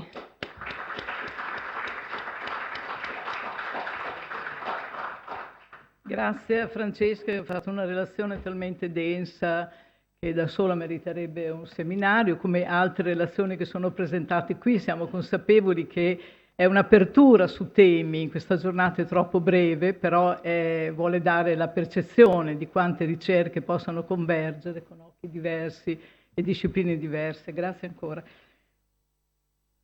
Dunque, adesso ci sarà l'ultima relazione che forse non ci porterà delle buone notizie perché riguarda proprio la valutazione del rischio sismico e che cosa ci aspetta. E questo è il professor Stefano Grimas dell'Università degli Studi di Udine. Premetto solo una cosa prima di lasciarti il tempo. Se qualcuno di voi ha domande, ripeto, le scriva, faccio un appunto, perché avremo dopo questa relazione un po' di tempo per il dibattito, prima di arrivare al tema della comunicazione. Grazie. Grazie. Beh, innanzitutto un grazie a voi organizzatori per avermi invitato e parto con una battuta. Quando Luca mi ha assegnato questo tema e soprattutto questo titolo, che cosa ci aspetta, valutare il rischio sismico, ma il che cosa ci aspetta mi sono sentito un po' fratta indovino, nel senso che se trovassimo qualcuno in grado di dirci nel dettaglio che cosa ci aspetta, però è anche la grande sfida, è un po' quello che è il taglio che darò al mio intervento, di cercare di dare una risposta, come dire, pragmatica, operativa a questa domanda, attraverso appunto quello che è lo strumento della valutazione del rischio. Provo a coniugare questa domanda in un modo semplice, poi vedremo che è troppo semplice, potremmo chiederci siamo a rischio o no, soprattutto con riferimento all'Italia settentrionale, un po' E perché faccio questa domanda? Perché anche se fossimo in grado di rispondere sì o no, la domanda che dovremmo porci appena dopo è: ma è sufficiente sapere se siamo a rischio o no, o è anche necessario sapere perché siamo a rischio? Perché faccio questa osservazione prima di iniziare la mia trattazione? Perché questo ci pone, diciamo, in quella che deve essere la prospettiva corretta quando appunto ci accingiamo ad affrontare il problema del rischio sismico. Anche perché questo solleva il problema del che cos'è il rischio, come valutarlo ovviamente, ma quello che a me interessa di più è perché facciamo la valutazione del rischio. Vedremo che durante la trattazione io distinguerò due filoni. Uno è capire qual è più o meno la situazione se voglio comparare un'area con un'altra. Cosa completamente diversa è valutare il rischio se io poi voglio anche gestirlo, quindi io voglio portare a casa da questa valutazione anche quelli che sono, come dire, i punti di forza, di debolezza su cui poi andare a intervenire per affrontare il tema. Allora, ripartiamo da uno schema che io uso sempre, molto semplificato, diciamo che mi dà un'interpretazione di quello che è il concetto appunto di rischio da un punto di vista operativo. Oggi abbiamo sentito un po' tutto il percorso della giornata. Ormai è consolidato anche a livello internazionale che diciamo, la combinazione della pericolosità, la vulnerabilità degli edifici che abbiamo appena visto, ma anche l'esposizione, cioè i valori esposti che abbiamo sul territorio, prima di tutto anche oltre che le persone, ma anche i beni culturali che abbiamo visto, ma non solo, diciamo, le attività anche industriali o i sistemi a rete sono tutto un insieme di elementi che devono essere in qualche modo analizzati. Beh, valutare il rischio è tentare di definire a priori quelle che potrebbero essere delle conseguenze che noi ci attendiamo, quindi ecco la parola che cosa ci aspetta, andando a combinare questi elementi. Se lo facciamo a posteriori, molto spesso appunto anche nei nostri convegni, noi portiamo sempre degli esempi riferiti ai terremoti recenti, che vuol dire che siamo in grado di fare a posteriori il percorso che ci dice abbiamo registrato dei danni perché c'è stata un'azione che ha agito su un sistema costruttivo che può essere più o meno complesso che ha prodotto delle conseguenze. Ecco, io ci tengo molto a questo schema perché fa vedere una dualità tra diciamo quello che è un'esperienza e un'analisi a posteriori, un po' quello che è stato anche la genesi, se pensiamo anche del grosso lavoro che ha fatto Francesco Doglioni, Alberto Moretti e Vincenzo Petrini sulle chiese, perché l'analisi a posteriori può diventare, tra le varie cose, assieme ai modelli, assieme a diciamo quello che è l'avanzamento della conoscenza scientifica, anche diciamo un po' la chiusura del cerchio di quello che è un avanzamento delle conoscenze. È ovvio che fare un'analisi a priori, mentre a posteriori io leggo il danno, a priori io faccio delle stime, quindi c'è un certo grado di incertezza, io direi anche molto elevato, nell'andare a fare queste previsioni. Allora proverò a fare questa carrellata chiedendoci, ma noi abbiamo qualche dato per rispondere alla domanda che mi è stata posta, cioè che cosa è stato fatto e che cosa no. E cercherò di farlo combinando due chiavi di lettura. Una è quello degli studi che andrò a riprendere, vi farò vedere che cosa studi già effettuati ci danno come proiezione, e poi quelle che invece sono esperienze sul campo che andremo un po' a commentare. I due studi principali prenderò uno di natura scientifica e uno più in ambito professionale, il progetto SAVE che vedeva l'ex GNDT, l'NGV, il dipartimento che appunto aveva come obiettivo quello di fare negli anni 2004 circa, cavallo 2000-2004, hanno fatto tutta una serie di analisi appunto per fare una proiezione di rischio sismico a livello nazionale. Il lavoro del centro studi del Consiglio nazionale degli ingegneri invece affronta il problema anche in termini proprio di quantificazione monetaria di quello che è l'impatto e le possibilità di intervento. Allora, da questo primo studio il progetto SAFE ha prodotto una prima mappatura di un indice di vulnerabilità, ovviamente a scala nazionale, del costruito, con riferimento soprattutto all'edilizia residenziale, è stata presa come riferimento, nella quale, con riferimento a soprattutto le caratteristiche desumibili dai censimenti Istat, vedete da questa cartina un po' al tornasole, le zone rosse sono quelle a più alta vulnerabilità. Se andiamo a prendere l'area nostra dell'Italia settentrionale, notiamo che cosa? Che soprattutto lungo la dorsale appenninica e nella parte alta soprattutto del Friuli ci sono delle situazioni a maggiore vulnerabilità rispetto a quello che è l'edificato, diciamo, nella pianura padana.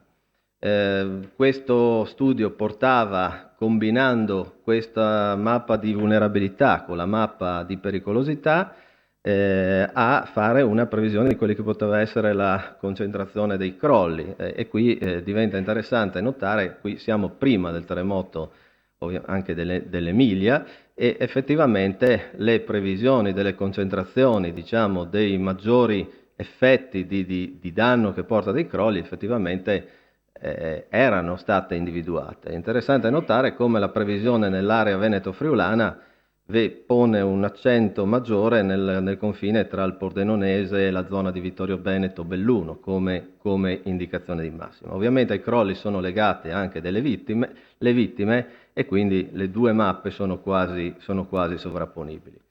È ovvio che se non parliamo solo di crolli, ma parliamo di danni in qualche maniera, quindi di danneggiamento, è un po' questa specie di macchia si allarga, e di fatto quello che notiamo c'è una sorta di sovrapposizione di quella che è l'area di maggiore pericolosità sia sulla parte appenninica legata al confine tra l'Emilia Romagna e la Toscana, e ancora una volta la parte, diciamo, veneto-friulana. Da qua si possono fare delle stime sugli edifici inagibili senza tetto, quindi anche avere delle proiezioni su quelli che sono dati per iniziare a ragionare su quella che è poi la risposta, anche come esigenza di intervento post-sisma nell'andare a gestire appunto gli sfollati e quindi a dimensionare anche la risposta del sistema di soccorso. Nel 2014, sempre partendo dai dati Istat e facendo una serie di assunzioni sulla diciamo, caratteristiche di risposta degli edifici, il centro studi del Consiglio Nazionale degli Ingegneri faceva una proiezione a livello nazionale che portava, arrivo subito alla conclusione, a una stima di 93,7 miliardi di euro totali come costo stimato di intervento per andare a come dire, affrontare il problema della riduzione del rischio sismico. Di questi 93 miliardi, il 43,3, quindi non proprio il 50%, ma quasi il 50% è in Italia settentrionale. Da questo ne deriva una cosa interessante come conclusione. Se noi sappiamo che diciamo, la pericolosità è maggiore nella parte centro-meridionale, vuol dire che tutto sommato la parte settentrionale ha un numero maggiore di edifici, una densità abitativa maggiore e anche una vulnerabilità maggiore, perché se poi la stima porta a questo tipo di importi è interessante. Questo studio fa anche una serie di analisi per zone sismiche, per le aree a maggior diciamo, sismicità, zona 1, 2, 3, 4. E da questi dati vengono fuori delle cose interessanti per fare un ragionamento, perché questo costo di, tra virgolette, adeguamento, miglioramento delle condizioni è stato riferito diciamo, al singolo abitante delle aree interessate, e ci aggiriamo su valori che sono 1.400-2.700 euro ad abitante per diciamo, l'adeguamento delle strutture. Questo, come vediamo, a parte qualche caso particolare per qualche regione come la Puglia e le Marche, rimane più o meno un valore costante anche nelle zone diciamo, a minor pericolosità sismica. Quindi in una forchetta che va dai 1.200 ai 2.000 euro abitante, questo punto studio stima quello che è il costo che si dovrebbe sostenere pro capite per affrontare il problema della riduzione del rischio sismico. Perché ho fatto questa valutazione? Perché altri studi in parallelo si sono posti il problema: quanto abbiamo speso, ad esempio dal terremoto del Belice ad oggi, come costo per la ricostruzione post-sismica? Bene, se compariamo quindi questa previsione del quanto ci costerebbe adeguare gli edifici rispetto a quello che è il costo che abbiamo già sostenuto negli ultimi terremoti, appunto dal 68, scopriamo che il costo che abbiamo già sostenuto ha già superato il costo, diciamo così, che dovremmo affrontare per gestire questa cosa. E uno, se va a fare lo stesso ragionamento, dice: abbiamo già sostenuto, ognuno di noi, 2.147 euro a testa per pagare il costo, diciamo, dei terremoti dal Belice ad oggi. Ovviamente sono dei numeri che vanno presi un po' con le pinze. Perché? Perché se andiamo a prendere un altro studio, che è quello dell'organizzazione, diciamo, dell'Associazione delle Organizzazioni di Confindustria, loro fanno una stima abbastanza diversa rispetto al centro studi del CNI, e fa una stima invece di 93 miliardi di 360 miliardi, cioè un fattore 4. Allora qua uno si pone già un punto di domanda: qual è l'affidabilità di queste stime? Dobbiamo prendere il dato alla virgola, o forse ha più senso in questa fase prenderlo come dire, prima indicazione di indirizzo sul capire come affrontare il problema? Cioè, dobbiamo chiederci poi altre cose, ma cosa è stato valutato? Qual era il target su cui sono state fatte queste valutazioni? Era il singolo edificio, la moltitudine di edifici, il sistema? Che ipotesi sono state fatte? Ad esempio, lo studio del CNI ha posto come base un costo di 70 euro a metro quadro di intervento, che veramente è, come dire, può far riflettere. Quindi, questo per dire che cosa? Che forse la cosa più importante è, quando si prendono questi studi, andarli a leggere fin dalle origini, cioè capire quali sono le ipotesi di lavoro che sono state fatte. Quindi non è tanto il numero, ma è diciamo questo confronto relativo tra un'area e l'altra.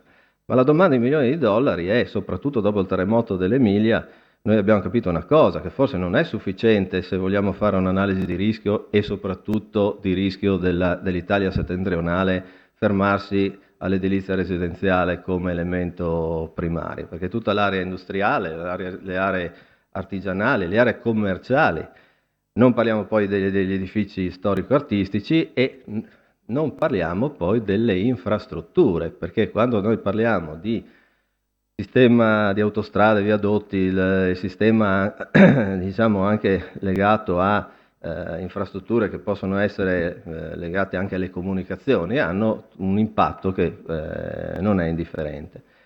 E in questo senso, e qui mi aggancio a uno stimolo che mi aveva dato Luca Valensise, avevamo fatto anche uno studio, come dire, che dice un po' provocatorio, quello che dice: possiamo avere, adesso abbandoniamo gli edifici, l'edilizia residenziale, possiamo avere grandi incidenti industriali tipo Seveso, delle attività a rischio di incidente rilevante in Italia? Quei puntini blu che vedete sono il posizionamento di tutte le attività a rischio di incidente rilevante, cioè quindi stabilimenti industriali nei quali posso effettivamente avere degli incidenti gravi. Tenete presente che tutti i rapporti di sicurezza che vengono fatti, almeno che sono stati fatti fino al 2003 almeno, in questi stabilimenti non veniva chiesta la verifica sismica. Allora la domanda milioni di dollari è, e arrivo subito al dunque, forse la zona più critica per quanto riguarda l'Italia settentrionale è questa zona del petrolchimico dell'area di Ferrara, Ravenna, qui, dove peraltro nel terremoto del 2012 c'eravamo molto, molto vicini. Quindi questo ci apre un'altra prospettiva: è sufficiente ed è giusto approfondire solo la parte, diciamo così, legata all'edilizia residenziale, o è opportuno iniziare a mettere a sistema anche altri target che possono creare qualche problema? Qui stiamo parlando solo di stabilimenti. Se prendiamo la nostra regione, Friuli-Venezia Giulia, noi siamo attraversati da un metanodotto e da un elettrodotto, da un oleodotto. Quindi in tutta l'area diciamo,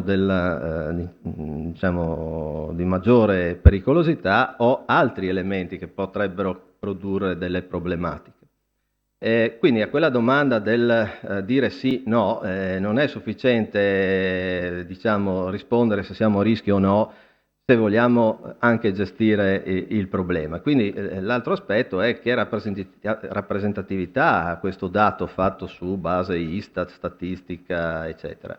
Allora, per rispondere a questa domanda, proviamo a cambiare la scala di analisi. Perché? Perché in Friuli Venezia Giulia, il team delle due università, Udine e Trieste, assieme all'OGS, negli anni 2000, dagli anni 2000 al 2004 è stata fatta la mappa del rischio sismico del Friuli Venezia Giulia, appunto combinando le tre componenti fondamentali, pericolosità, vulnerabilità e esposizione, ma andando a fare uno zoom più dettagliato sia in termini di pericolosità che di vulnerabilità che di esposizione. Bene, questo sono il risultato di questa mappa. E innanzitutto una cosa che voglio sottolineare: le stime sono adesso non più con un fattore 4, ma sono addirittura con un fattore 7, nel senso che le stime in Friuli, rispetto a quello studio che ho fatto vedere prima, di potenziali perdite, sempre con riferimento all'edilizia residenziale, è 7 volte superiore, stiamo parlando di 15 miliardi di euro, attualizzati ovviamente. Ma la cosa che mi preme di più è questa è la stessa mappa, questa in valori assoluti, e questa riprodotta a livello di costo per abitante. Notate che questa zona, che ha minor rischio, quella bianca, corrisponde di fatto a che cosa? Corrisponde all'area della ricostruzione del post terremoto del 76. E questo solleva un altro aspetto. Noi parliamo di rischio, di riduzione del rischio, ma tutte le opere cioè le operazioni di ricostruzione è ovvio che devono puntare a ridurre il rischio nell'area dove c'è stato l'intervento, ma questo determina automaticamente che nelle zone al contorno, se non viene fatto nulla, no, la condizione è come quella ante terremoto dell'area colpita. Quindi ecco spiegato perché, se vi ricordate nelle prime slide, l'area soprattutto del Pordenonese, e quindi questo poi si estende anche nell'area di Vittorio Veneto, nell'area veneta, questa oggi è l'area a maggior rischio, tra virgolette, proprio inteso come valore, come esposizione, come danni che noi potremmo registrare. Altra cosa è che ci siamo resi conto che passare da una mappa di pericolosità a quella a livello nazionale, che tiene conto anche delle caratteristiche litologiche e geomorfologiche, rende la caratterizzazione della pericolosità nel singolo sito estremamente più puntuale, e questo è di fondamentale importanza se vogliamo comparare elementi omogenei che sono ubicati in posti diversi. Ad esempio pensiamo alle scuole. Ecco, porto solo un esempio su alcuni aspetti che vorrei sottolineare invece in termini di esperienza che bisognerebbe tener conto. Allora, parte i crolli che abbiamo visto, tutti i ragionamenti delle problematiche anche di messa in sicurezza, le problematiche legate al sito sono importanti, le problematiche legate agli elementi non strutturali interni, quindi le valutazioni che facciamo sono solo legate agli elementi strutturali, però anche questi possono creare grossi problemi. Gli elementi funzionali, interruzioni di funzioni strategiche, questo è l'ospedale dell'Aquila. Gli elementi non strutturali, non solo interni ma anche quelli esterni, questo è l'ospedale di Mirandola, questa è l'uscita di sicurezza, qua si è staccata la parete, qua non è un problema strutturale, è un problema che comunque genera, abbiamo tutto il problema legato al gas.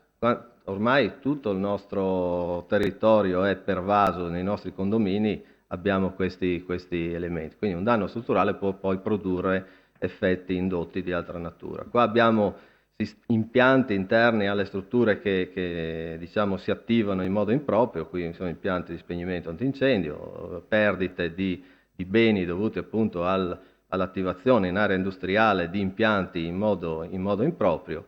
Questi sono sempre in Emilia, all'interno quindi anche i contenitori nei supermercati, quindi conseguenze di questo tipo. Queste sono tutte cose note legate anche al settore industriale, per dire che cosa? Che non è solo il danno, ma il danno indotto sulle attività produttive, cioè l'interruzione di attività, se uno valuta il rischio deve tenerne conto.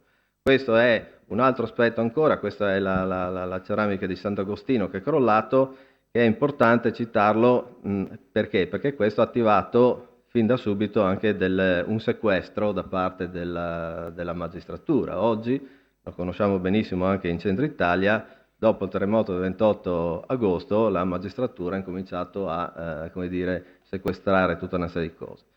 Abbiamo il problema degli impianti fotovoltaici che hanno creato un po' di disastri a destra e a sinistra perché sono dei carichi messi, diciamo, senza alle volte tener conto dell'importanza delle strutture sotto. Quindi quando parliamo di rischio sismico, dire facciamo una valutazione sul danno e sulle vite umane è il primo livello di valutazione, ma se noi vogliamo andare a vedere il costo vero che dovremo affrontare, di conseguenza dovremo valutare il danno funzionale e anche il danno economico e non ultimo anche i rischi di diciamo, responsabilità in sede giudiziaria. Ultimi due aspetti che cito sono sostanzialmente questi. Questo è la Basilica di San Benedetto a Norcia, questa è la situazione al 28-10, questa è la situazione al 30-10. Qui sono i vigili del fuoco che stavano già riparando, questo è il crollo successivo. Bene, questo è quello che è un tema, secondo me, sul quale bisognerà cominciare a ragionare molto seriamente, cioè quello del danno accumulato, e lega a quello che abbiamo visto oggi. Se io so già in che certe aree del territorio ho dei terremoti multipli, perché storicamente io sono predisposto ad avere questo tipo di input, io non posso non tener conto per i beni culturali, perché mentre le vite io le salvo se la prima scossa l'edificio non crolla, il bene culturale rimane lì, e se è già danneggiato dalla prima, le scosse successive continuano a fare il loro mestiere. E anche che per chi gestisce l'emergenza ovviamente questo è di fondamentale importanza, perché un conto è sapere, è lavorare in un contesto in cui io so che potrebbe esserci una replica di una certa dimensione.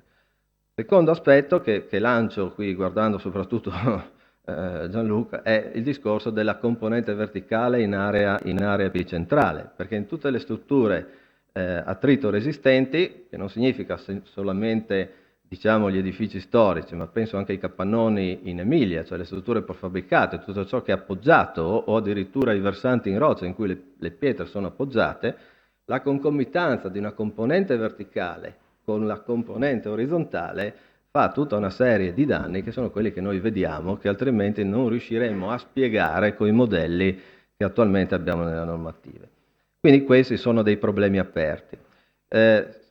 Solo un accenno a un lavoro che è stato fatto sulle scuole, che cerca un po' di raccogliere queste considerazioni in Friuli Venezia Giulia, nel quale abbiamo cercato di tener conto di tutti questi aspetti legati sostanzialmente a una valutazione abbastanza pragmatica di quelle che avevamo ritenuto essere un po' i parametri caratterizzanti, il sito, la risposta globale della struttura, eventuali effetti locali sulla struttura, gli elementi non strutturali e quelli funzionali. Questo ha portato sostanzialmente a una schedatura di tutti gli edifici presenti sul territorio regionale con una caratterizzazione, una sorta di scheda abbastanza rapida attraverso un sopralluogo che ha portato a questo tipo di risultato.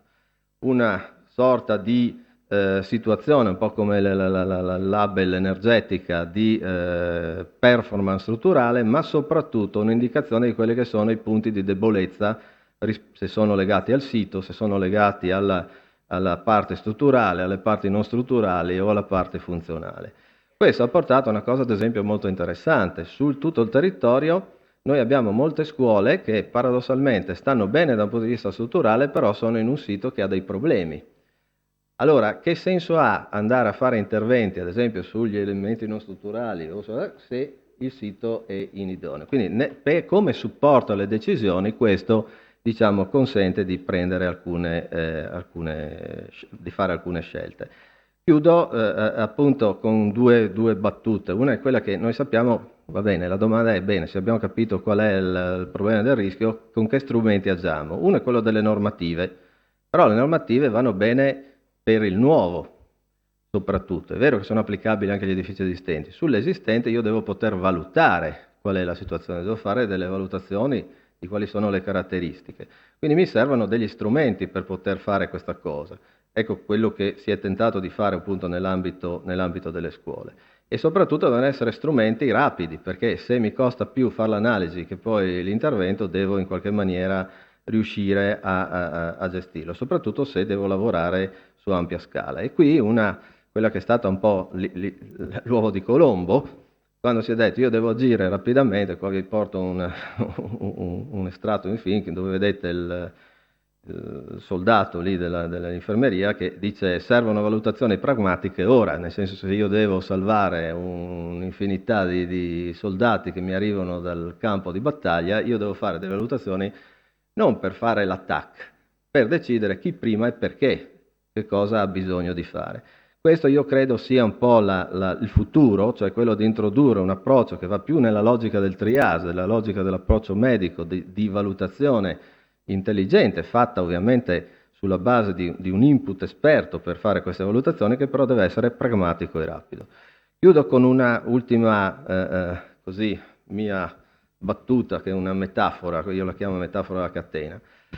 Se proviamo a concepire la sicurezza in caso di terremoto, quindi lasciamo perdere per ora il rischio, cioè la sicurezza vuol dire dopo il terremoto non voglio né morire né essere ferito e voglio che le cose continuino a funzionare. Se questo è vero, questa sicurezza la possiamo concepire come una catena che è fatta da più anelli. Abbiamo visto che c'è il problema dei siti, c'è il problema delle strutture, c'è il problema degli elementi non strutturali, c'è il problema funzionale e se usiamo questa metafora viene subito all'occhio che non ha senso andare a spingere l'acceleratore solo su un anello facendolo diventare perfetto fin quando non andiamo a intervenire sull'anello più debole della catena.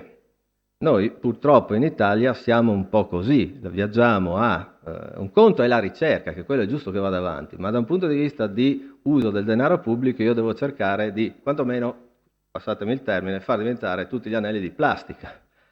Cioè devo come minimo eliminare i punti più deboli. L'altra cosa, e qui chiudo riagganciandomi a quello che è stata l'apertura di questo convegno, l'anello vuol dire anche un grosso collegamento interdisciplinare che parte dalla capacità della lettura storica, che passa dalla contestualizzazione di una buona conoscenza dell'input, quanto Romanelli diceva oggi, a una buona risposta delle strutture. Cioè io devo chiudere questa catena, altrimenti il risultato finale, che è quello che interessa al cittadino, cioè sono sicuro o non sono sicuro, o mi hai reso sicuro le cose, a lui non interessa se il terzo anello è diventato grandissimo, interessa se la catena è almeno in grado di sostenere quello che deve sostenere.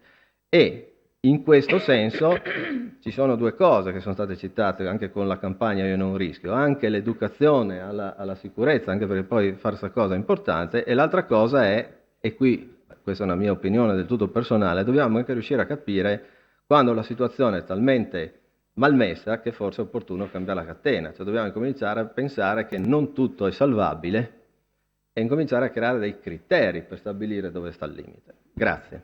Grazie mille.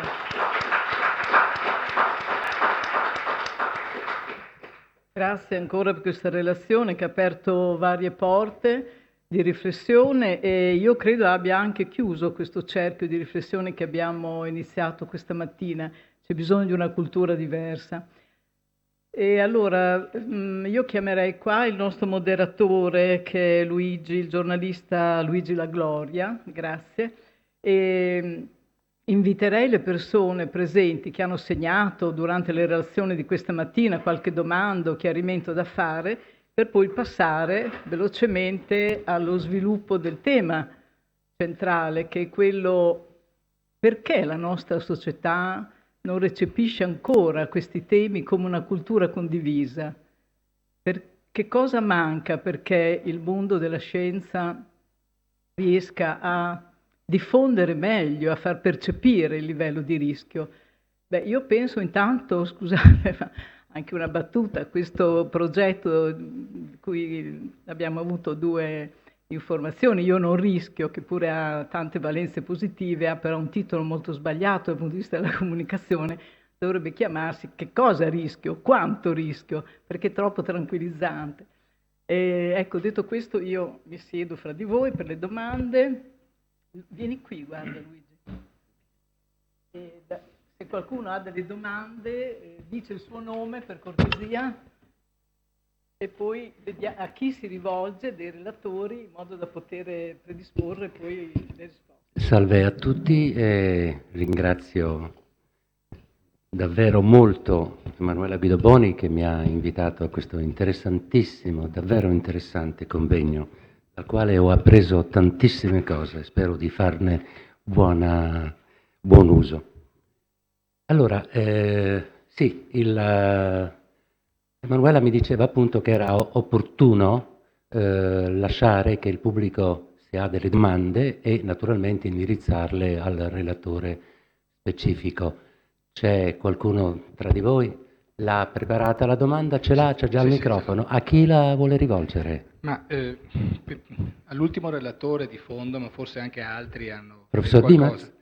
Sì, io sono Giampiero Dalla Zuanna, sono senatore nella Commissione Ambiente del Senato, dove abbiamo avuto occasione spesso di trattare di questi temi e quindi intanto, se mi permette, solo 20 secondi per ringraziare moltissimo di questo convegno, perché sono importantissime queste cose anche per il lavoro che cerchiamo di fare noi con grandi difficoltà e con grandi, come potete immaginare, anche angosce. Insomma, noi abbiamo dentro in commissione da noi gente che ha lavorato al terremoto dell'Emilia, ha lavorato al terremoto dell'Aquila e quindi insomma che hanno dovuto sostenere anche come amministratori queste cose molto complicate. La domanda è questa in particolare. Noi abbiamo messo, ormai da molti anni, e quest'anno li abbiamo ancora rinforzati, incentivi fiscali importanti per gli interventi antisismici. Ad esempio, nella legge di stabilità ultima si sono estesi questi incentivi fiscali anche ai condomini e si arriva fino a incentivi dell'80% sull'intervento quando si abbassa di 2 gradi la classe sismica dell'edificio, cioè quindi cosa importante. Purtroppo però si vede che pochissimi cittadini usufruiscono di questi incentivi, mentre c'è la corsa agli incentivi termici, per esempio, sugli incentivi sismici c'è poca gente che mette suoi risparmi per fare interventi sugli edifici. Ecco. La domanda è che si deve fare su questo, perché noi si è discusso anche in commissione. Per esempio, una delle risposte è mettiamo l'obbligo del libretto dell'edificio. Il libretto dell'edificio ti obbligherebbe, no? Ecco. Però il libretto dell'edificio vuol dire praticamente mettere una tassa implicita sulla casa, perché vorrebbe dire che tutti quanti devono andare a farsi mettere a posto, fare la casa, eccetera, così. Ecco, quindi volevo un cenno su questo, perché è illusorio pensare di poter, mediante soldi pubblici, mettere in sicurezza l'Italia. Questo possiamo scordarcelo. Ci possono essere degli interventi, ci possono essere delle cose, ma specialmente con le cifre che abbiamo visto adesso è evidente che bisogna mobilitare parte del risparmio privato su questo, se no altrimenti è anche impossibile pensare di riuscire. Detto questo, faccio altre 2 domande brevissime. Una, se alla sovrintendenza, cioè se arrivassero a chiedervi, io sono della parrocchia di Santa Sofia in Padova, no? Vogliamo fare un intervento sulla chiesa di Santa Sofia, la chiesa più antica di Padova, eccetera così, per fare un adeguamento antisismico. Quale sarebbe la risposta? Se si dovessero fare degli interventi che modificano in modo importante un monumento storico, eccetera, per salvaguardare l'aspetto antisismico. Ultima domanda, come mai i territori di cui stiamo parlando adesso, Isola della Scala, Verona, eccetera, sono classificati tutti in classe 3 e 4, ossia come a bassissimo rischio sismico? Cioè, queste sono le domande che anche i cittadini si fanno, cioè, perché quelli si trovano a parlare di un terremoto devastante accaduto 900 anni fa e poi si vede, se si va a vedere sul sito sui rischi sismici, che sono tutti classificati a rischio basso. Cioè, io queste cose faccio fatica a capirle e anche a comunicarle ai cittadini.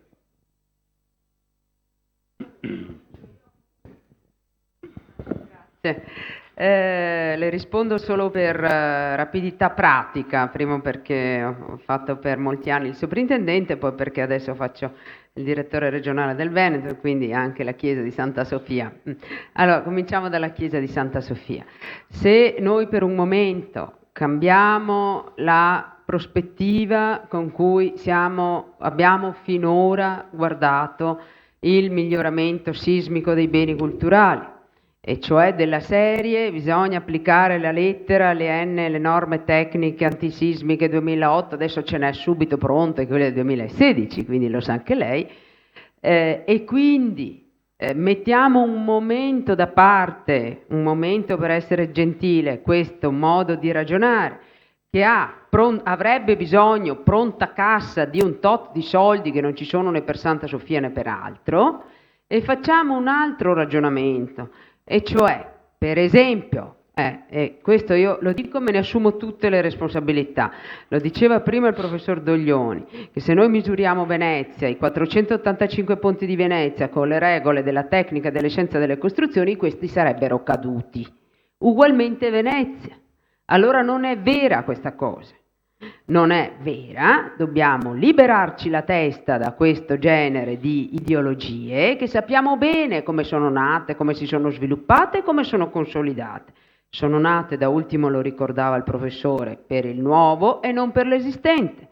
Dobbiamo invece, e qui la cosa sarebbe molto possibile, fare in modo che le università cercassero di dedicarsi anche a applicazioni, diciamo, a teorie che hanno applicazioni pratiche, la smettessero di studiare solo per studiare, mettessero a disposizione le loro conoscenze e gli interventi che si potrebbero fare mirati, infinitamente più economici, come quelli che prima abbiamo fatto vedere, che siano gli scolatori piuttosto che i tiranti, piuttosto quel che è.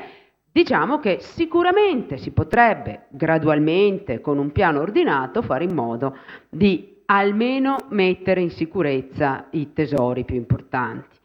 E questo talvolta è stato fatto, in alcuni casi è stato fatto con piena soddisfazione di molti, ma non è questo il binario principale che si sta perseguendo. Quindi o abbiamo l'onestà intellettuale di dire che abbiamo sbagliato molte cose, e in modo più umile, più semplice, ripartiamo cercando di... oppure non si va da nessuna parte. Seconda risposta, che sono l'altra che le posso dare, l'incentivo dell'80% dato ai cittadini per l'antisismico. Beh, voi dovete fare un passaggio con i comuni, perché fino a quando quello che voi deliberate, ivi compresa la norma che bisogna essere laureati 3 volte per decifrare, applicare e averne poi il riconoscimento dal CAF, dalle agenzie delle entrate e tutto quanto il resto, vedasi esempio sul risparmio energetico, vedasi esempio sul incentivi per la ristrutturazione edilizia e quant'altro. Quindi se voi non prendete come riferimento i comuni, che sono i nostri interlocutori principali, e non gli date l'obbligo di farle fare queste cose, io credo che non passeremo dal importante sforzo di mettere gli incentivi all'80% alla loro applicazione pratica, perché l'unico intermezzo possibile è il cittadino, è il comune, non riusciremo mai altrimenti ad arrivare al cittadino singolo e ad aiutarlo ad avvalersi di ciò che viene messo a disposizione.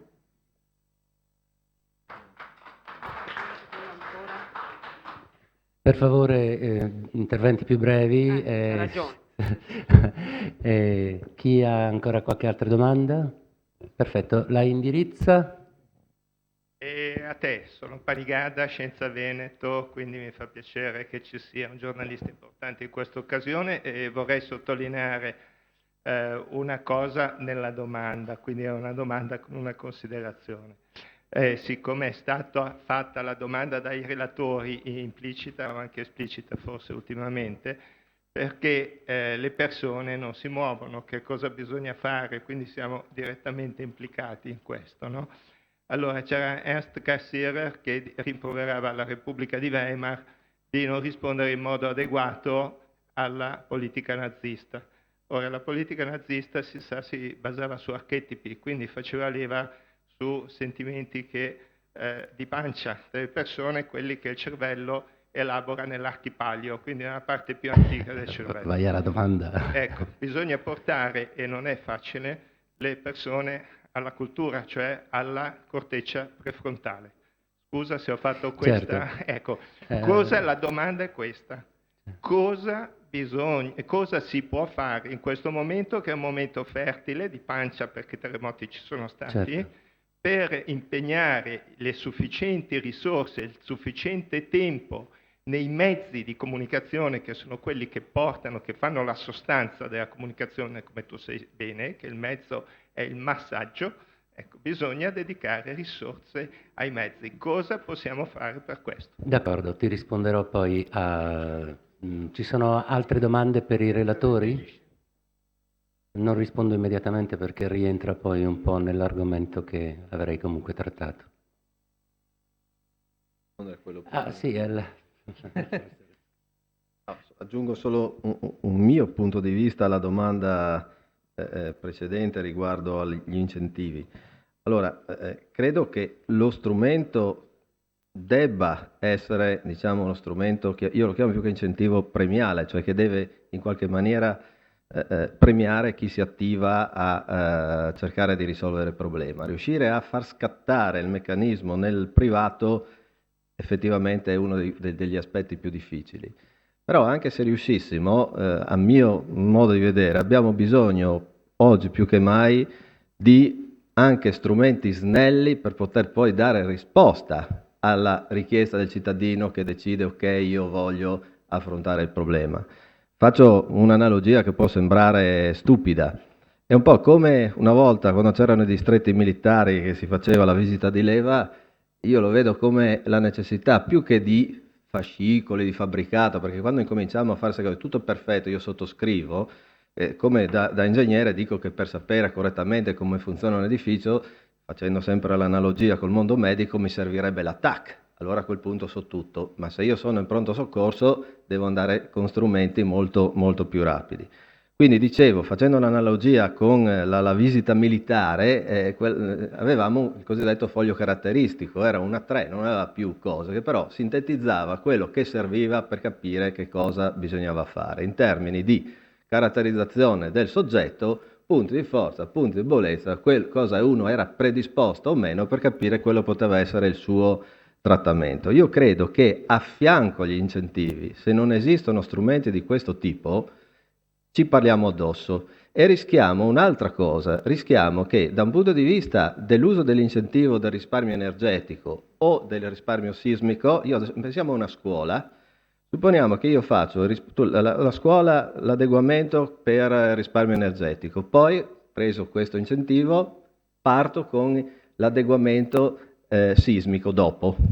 Dopodiché mi arrivano i vigili del fuoco e mi dicono l'adeguamento antincendio. Forse quello che noi dovremmo fare in resistenza di risorse è guardare agli interventi integrati e lì deve andare forte la premialità. Io mi sentirei quasi di dire 40% se vuoi fare le robe come vuoi tu, 90% se mi fai l'intervento integrato, perché solo così riusciamo a ottenere un risultato finale che è quello di un intervento che prende l'edificio nella sua complessità e fa il quanto basta, non la iperperfezione che altrimenti mi mangio tutti i soldi. Se poi io ci metto di mio, quindi io sarei di un'idea di un incentivo che deve coprire un quantum di minimo, dopodiché ognuno, in base alle proprie idee, cioè anche disponibilità, può essere libero di poter, come dire, raggiungere livelli di risultato migliore.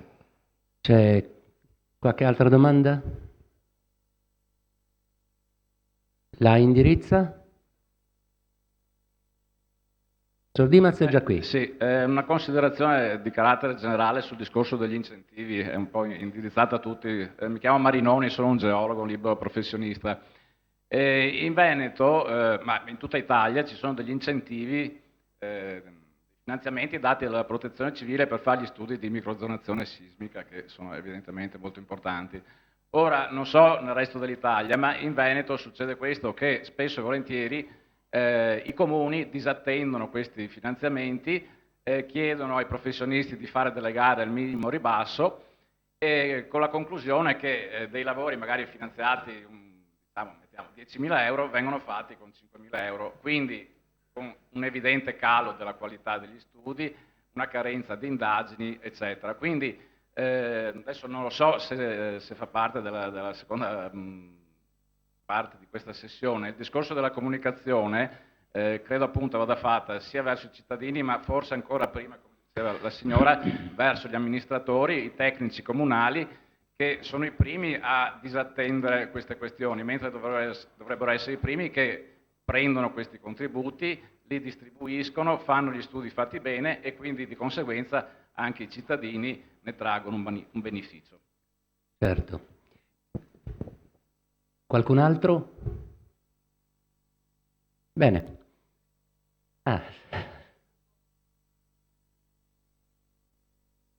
E c'è, Chi ha presentato questi studi sugli edifici dal punto di vista architettonico e archeologico. Vorrei soltanto porre questo problema, cioè quanto è stato soppesato il rapporto fra le fonti scritte nel complesso del terremoto, perché ho l'impressione che ci sia una polverizzazione a livello locale di queste informazioni che vengono sottovalutati. Nel caso del 1117, ma anche per altri terremoti, viene sottovalutato lo scenario complessivo. Ora, fare delle analisi sui singoli edifici è importantissimo, perché ci aiuta a concretizzare l'idea del tipo di danno, ma io credo che non sia possibile trarre delle informazioni complessive sul terremoto, tantomeno sulla magnitudo, se non si tiene conto dello scenario complessivo. Qui vedo che, a mio parere, poi tu mi dirai, c'è un po' una mancanza di dialogo fra questi due mondi diversi, ma solo apparentemente. Dovrebbero essere analisi indipendenti, e sono d'accordo con te che l'archeologia non deve attaccarsi alle fonti scritte subito, ma ci dovrebbe essere un dialogo, un tavolo di discussione a valle di questi studi, che non vedo, perché ognuno poi, come fai tu, ma ci sono anche altri studi ugualmente interessanti, di valore per i singoli edifici, ma che traggono delle informazioni generali, a mio parere, non sufficientemente supportate dalle loro stesse analisi. Grazie. Capisco benissimo l'obiezione di metodo. In realtà è un problema di scala di ricerca.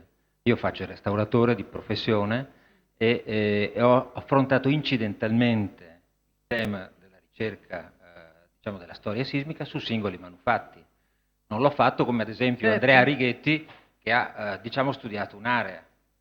E quindi capisco molto bene che ci possa non essere una adeguata significatività del singolo manufatto, perché anche in un grave evento sismico tu puoi trovare il singolo manufatto o molto più danneggiato della media o per niente danneggiato.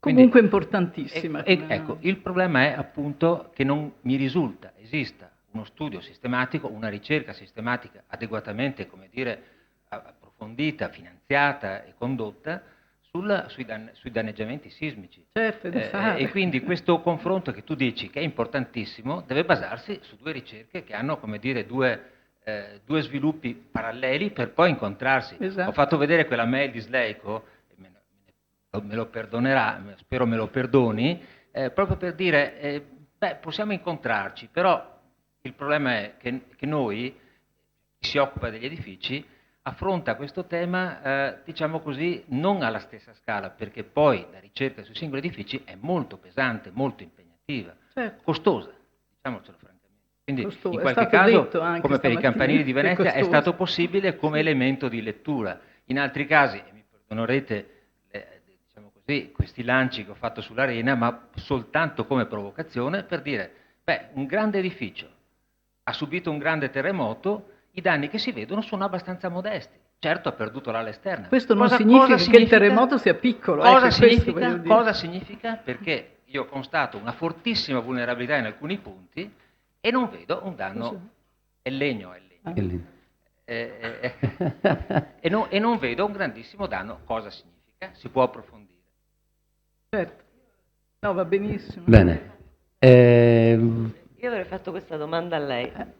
Allora, come è venuto fuori che le pietre parlano in qualche modo, ecco, allora Verona e l'Arena di Verona è costruita bene, tra virgolette. Sì.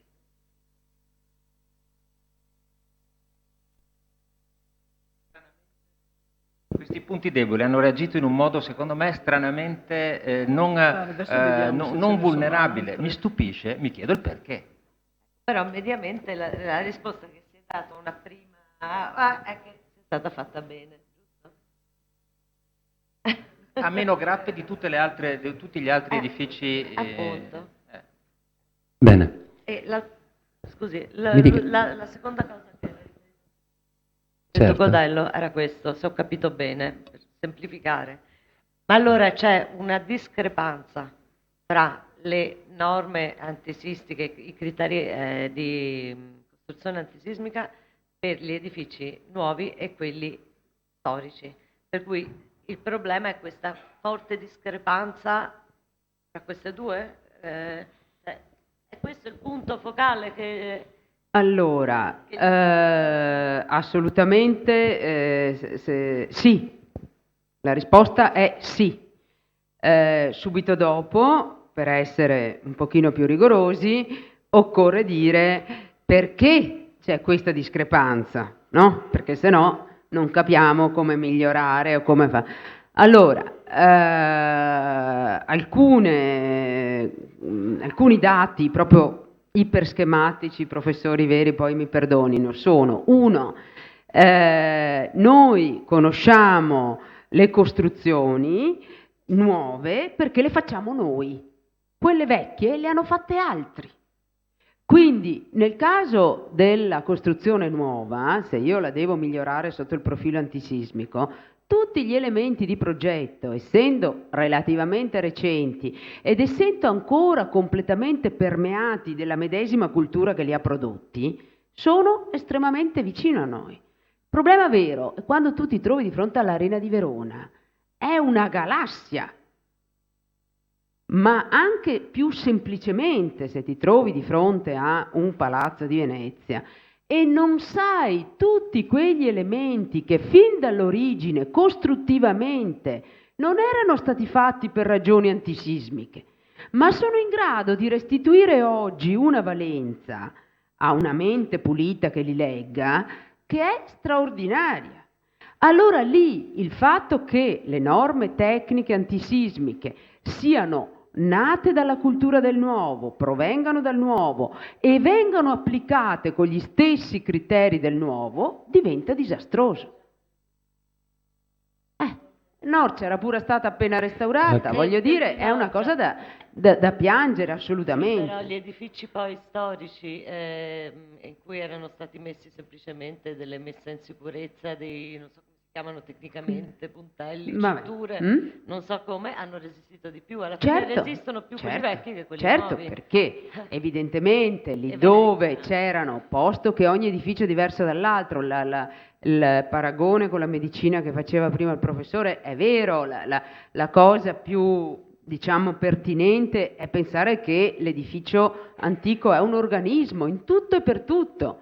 È vero che non posso fare l'attacco dell'organismo ed è sicuramente vero che dovremmo trovare protocolli, modalità condivise e un pochino più speditive da applicare in situazioni di urgenza. L'importante però sarebbe che almeno non continuassimo a sbagliare applicando le logiche del cemento armato all'antico. Volevo però rispondere anche a un'osservazione che faceva prima la professoressa.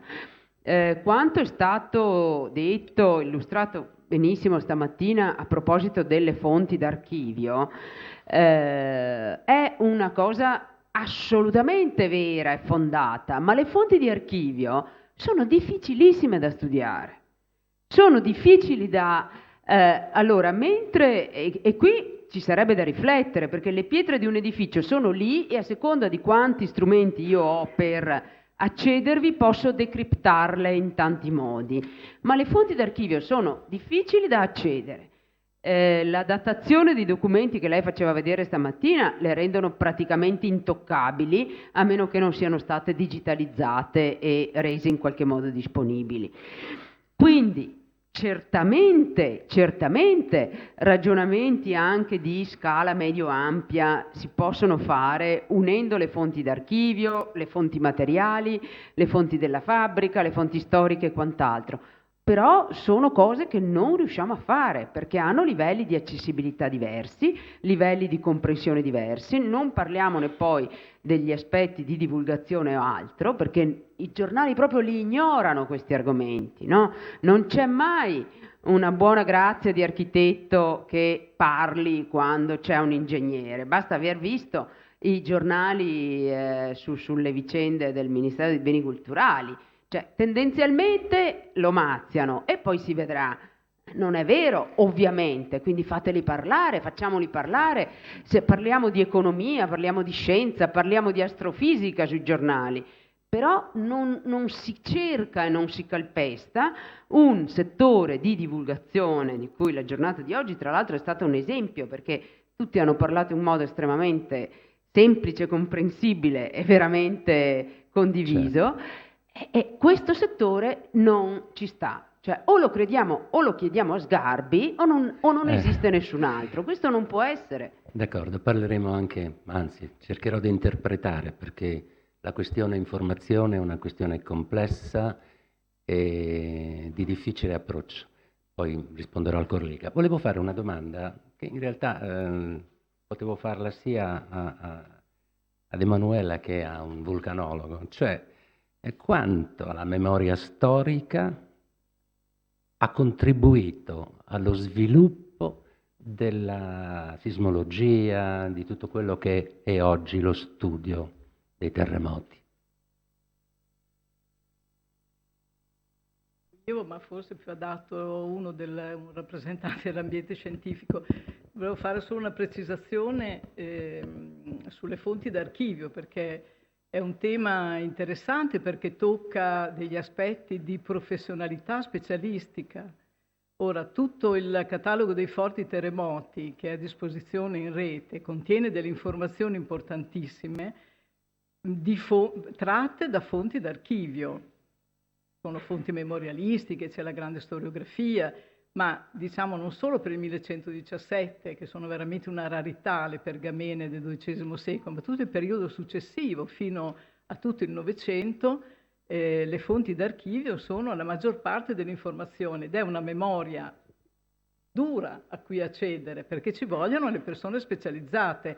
Però io inviterei le persone interessate a questi aspetti delle fonti a utilizzare quello già fatto, non a ripartire sempre da zero, e questo è un po' un problema italiano.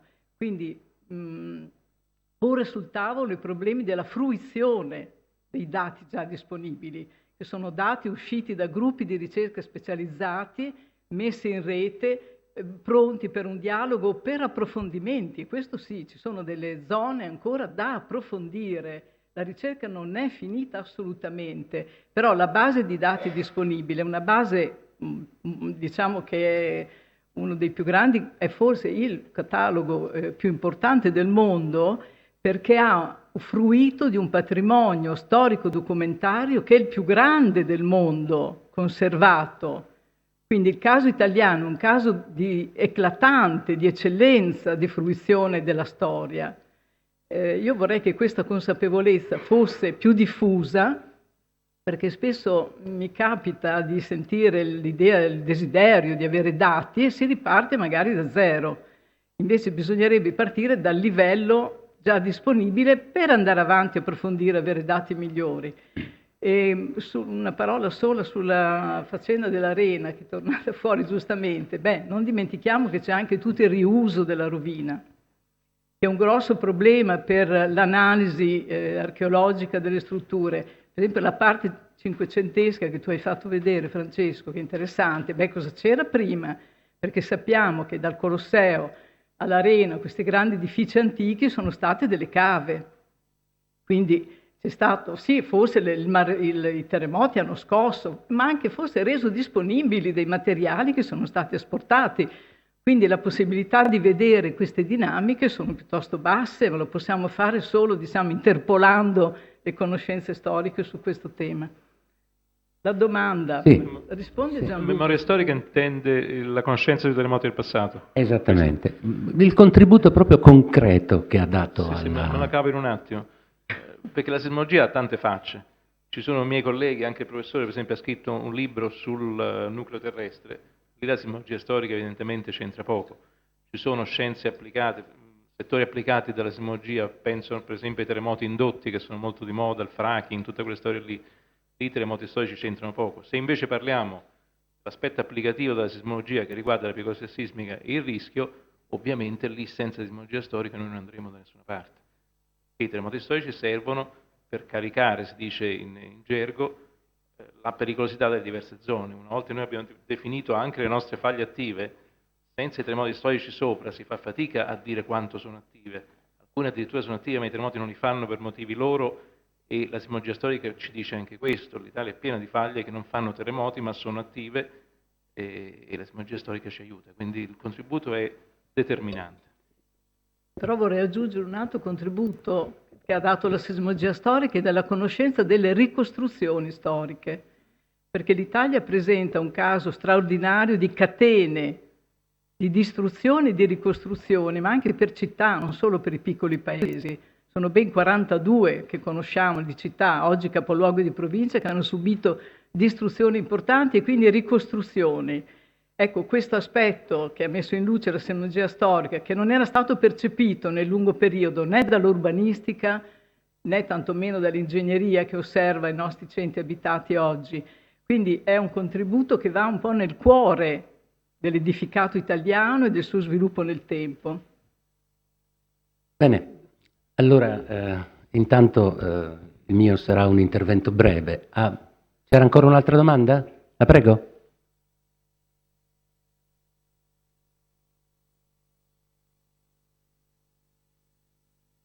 C'era una domanda da parte sua? Ah, no, benissimo. Perfetto.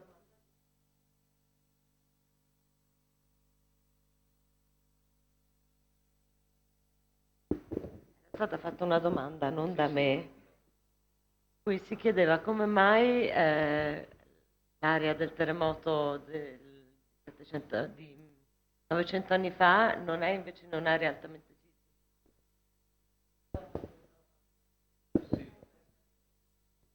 Questo è un po' il problema dell'Emilia 2012, cioè il fatto che avvenga un forte terremoto. La pericolosità è una misura della frequenza con cui avvengono certi livelli di scuotimento, non è una misura del livello di scuotimento in sé. Quando gli emiliani nel 2012 si sono sorpresi, avrebbero dovuto sapere che quella è una zona in cui possono avvenire terremoti fino a 6,1, ed era scritto nella normativa, ma molto raramente. Non che i terremoti sono anche piccoli, oltre che essere rari. Il caso di Verona è l'estremizzazione dello stesso concetto, cioè c'è stato questo terremoto molto forte, ma è uno solo, e quindi in termini di frequenza effettivamente la pericolosità si abbassa. Poi un pochino si rialza perché arriva, ma è così che funziona, però ha senso in effetti. Posso dire una cosa, visto che sono col microfono in mano, su Pola, dove io sono stato in vacanza? Anche io sono rimasto sorpreso che quell'anfiteatro fosse così, diciamo, bello, saldo, però lì i terremoti ce ne sono pochissimi, non ha niente a che fare con l'esposizione di Roma o di Verona. Lo citavo solo per il livello di concatenazione dei conci dell'anello esterno, che evidentemente all'inizio era molto marcato, molto più marcato di quello dell'arena, era solo una funzione comparativa. L'anello esterno, che è il più debole, lì era molto attrezzato a resistere a questo arco teso. Bene, allora intanto desidero chiarire un concetto. L'informazione o la comunicazione, stiamo parlando dell'Italia, non facciamo un discorso più ampio, presenta molti attori con ruoli differenziati. Noi non abbiamo mai un'informazione per quanto riguarda certi aspetti della vita sociale che vada nella medesima direzione. Il giornale italiano, e parlo dei giornali di grande diffusione, hanno questa caratteristica, chiamiamola vivacità, con la quale si esprimono con dei personalismi orientati o non orientati in un modo o in un altro. Io difficilmente, a parte grandi catastrofi e grandi notizie che avevano la loro importanza, un po' come quando parla il Presidente della Repubblica a fine anno a reti unificate tutte le televisioni, ma a me in tanti anni, circa posso dire 40 anni di attività, difficilmente ho trovato la medesima notizia elaborata nella stessa maniera. O comunque che giornali, notizie importanti, le hanno portate avanti in maniera, diciamo, generale e non particolare. Persino sul Papa, che è, diciamo, una figura al di sopra degli altri, diciamola così, e che quindi quello che si riporta su ciò che dice il Papa dovrebbe essere qualcosa. Eppure, se voi andate a leggere tra le righe, voi troverete delle interpretazioni differenti a seconda di come il giornalista o il giornale si orienta rispetto a certe cose. Ma tornando alla questione dell'informazione e soprattutto sul tema di questo convegno, che è il rischio sismico e comunque i terremoti in generale, e la mancanza, diciamo così, io la definisco veniale. In realtà il problema della comunicazione non è tanto relativo al fatto di cronaca, perché il terremoto è un fatto di cronaca sul quale ci piombano tutti. Ci sono alcuni giornali, alcuni quotidiani che permangono di più sulla notizia, altri di meno, ma tutti si fiondano sulla notizia di cronaca. Forse il punto più importante è invece un'informazione costruttiva e culturale sul rischio sismico.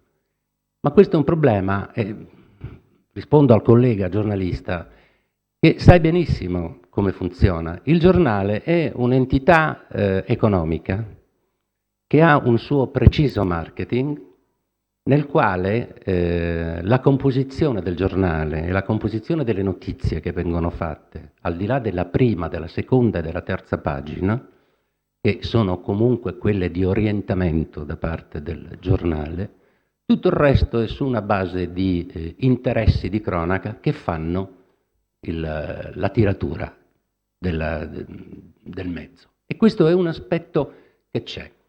Ed è un aspetto odioso per certi aspetti, anzi per molti aspetti direi, perché si trascurano cose importanti che andrebbero doverosamente comunicate alla massa. E qui intendo di mass media, cioè stiamo parlando di non ambiti di nicchia. E questo è un aspetto molto importante.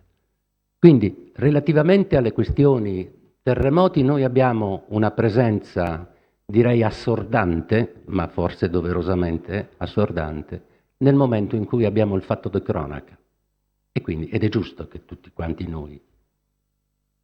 Ma il problema che si pone molta gente, ma anche soprattutto, parlo di Emanuele Guidoboni, che me lo ha anche in qualche maniera suggerito, perché mi ha anche posto la domanda: ma perché la scienza, diciamo il mondo della scienza che studia e che è al servizio della società, perché è vero che la scienza a volte è fine a se stessa, ma è soprattutto vero che la scienza fa ricerca, fa e porta avanti l'evoluzione culturale di una società. Perché la scienza trova questi grandi ostacoli a diffondere innovazioni, notizie importanti, ma specificatamente, per esempio, al mondo dei terremoti, è abbastanza difficile, fuori dalla notizia, fuori dall'evento eclatante, trovare un bell'articolo sul giornale, ben scritto soprattutto. Abbiamo anche questo problema, che abbiamo una qualità di giornalisti preposta all'intervista di Tizio di Caio, che sono comunque scienziati, studiosi, eccetera, e le trascrizioni poi sul giornale, cioè quanto viene poi letto, alla fine lascia sempre qualcosa in sospeso, insoddisfacente in generale. Allora io direi che certamente per quanto riguarda gli aspetti di diffondere notizie e informazioni così importanti come il rischio sismico, io cambierei la parola di informazione in formazione. E perché questo avvenga, i giornali non hanno grande rilevanza, perché il giornale è comunque un'entità economica la quale agisce sempre e comunque secondo il mercato. Magari giornali più generosi e giornali più seri tante volte danno degli apporti scientifici con delle pagine, ma per quanto riguarda il rischio sismico io personalmente rimango dell'idea che è la formazione e quindi è un'azione che non parte più dal singolo, ma deve partire dalla radice, cioè dallo Stato, il quale Stato deve preoccuparsi di sensibilizzare, di far capire a quei 6 italiani su 100, a quel 96% di italiani che non ha la consapevolezza del rischio sismico. Questa è una cosa che vi do un dato certo. Quindi pensate che il 94% degli italiani non ha consapevolezza che sta vivendo in un'area ad alto rischio sismico o comunque a rischio sismico.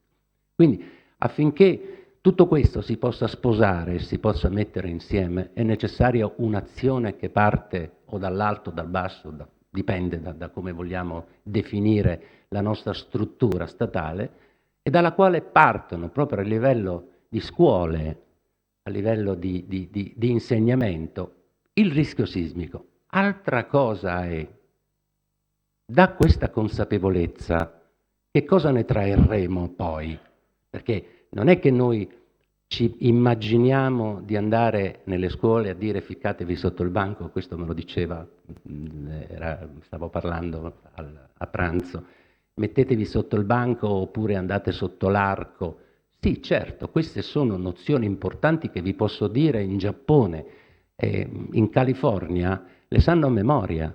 Ci sono 10-15 milioni di persone sulla faglia lì californiana che quando arriverà il momento o arriverà un momento sanno esattamente che cosa fare, e in Giappone convivono con questa realtà. Quindi è chiaro che bisogna insegnare anche questo, ma la consapevolezza del rischio sismico porta ad altre cose, porta alla consapevolezza di utilizzare in quelle che sono, diciamo, le attività costruttive, di mettere in sicurezza nel maggior modo e nel miglior modo possibile la propria casa.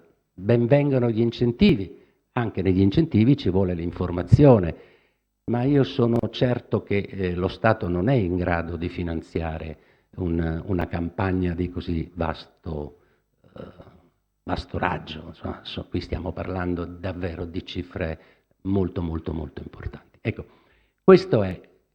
Quindi in qualche maniera io denuncio l'assenza dell'informazione attraverso i mass media di quelle che sono notizie che non vediamo sui giornali. Vi dirò una cosa, io mi sono premurato di chiamare un po' di redazioni su questo convegno, forse soltanto la Tribuna di Venezia ne ha parlato. Io adesso non so se avete fatto comunicazione in questo, ne avete fatto, cioè voglio dire, è questo il punto. Bisogna rieducare anche il giornalista, anche il direttore, anche l'editore, perché poi infine l'editore deve trovare il modo di rendersi utile e di non fare soltanto risultati economici.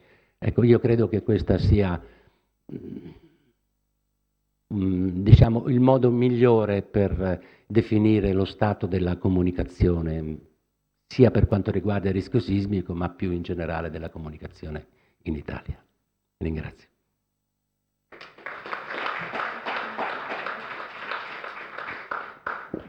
Volevo fare una considerazione su quanto da lei detto, che è perfetta, cioè la formazione dovrebbe essere fatta alle scuole.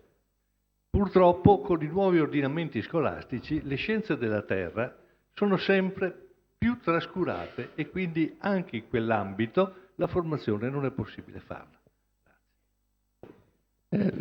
Sì, questo è un aspetto importante, ma riuscire a fare una politica davvero omogenea è complicato, perché in Italia è tutto complicato. Figuriamoci, diciamo, portare a livello proprio di estensione nazionale un progetto di questo tipo. Lei l'ha detto alla fine del suo intervento, cioè bisogna fare formazione anche nei confronti dei giornalisti, della redazione, eccetera. Sì.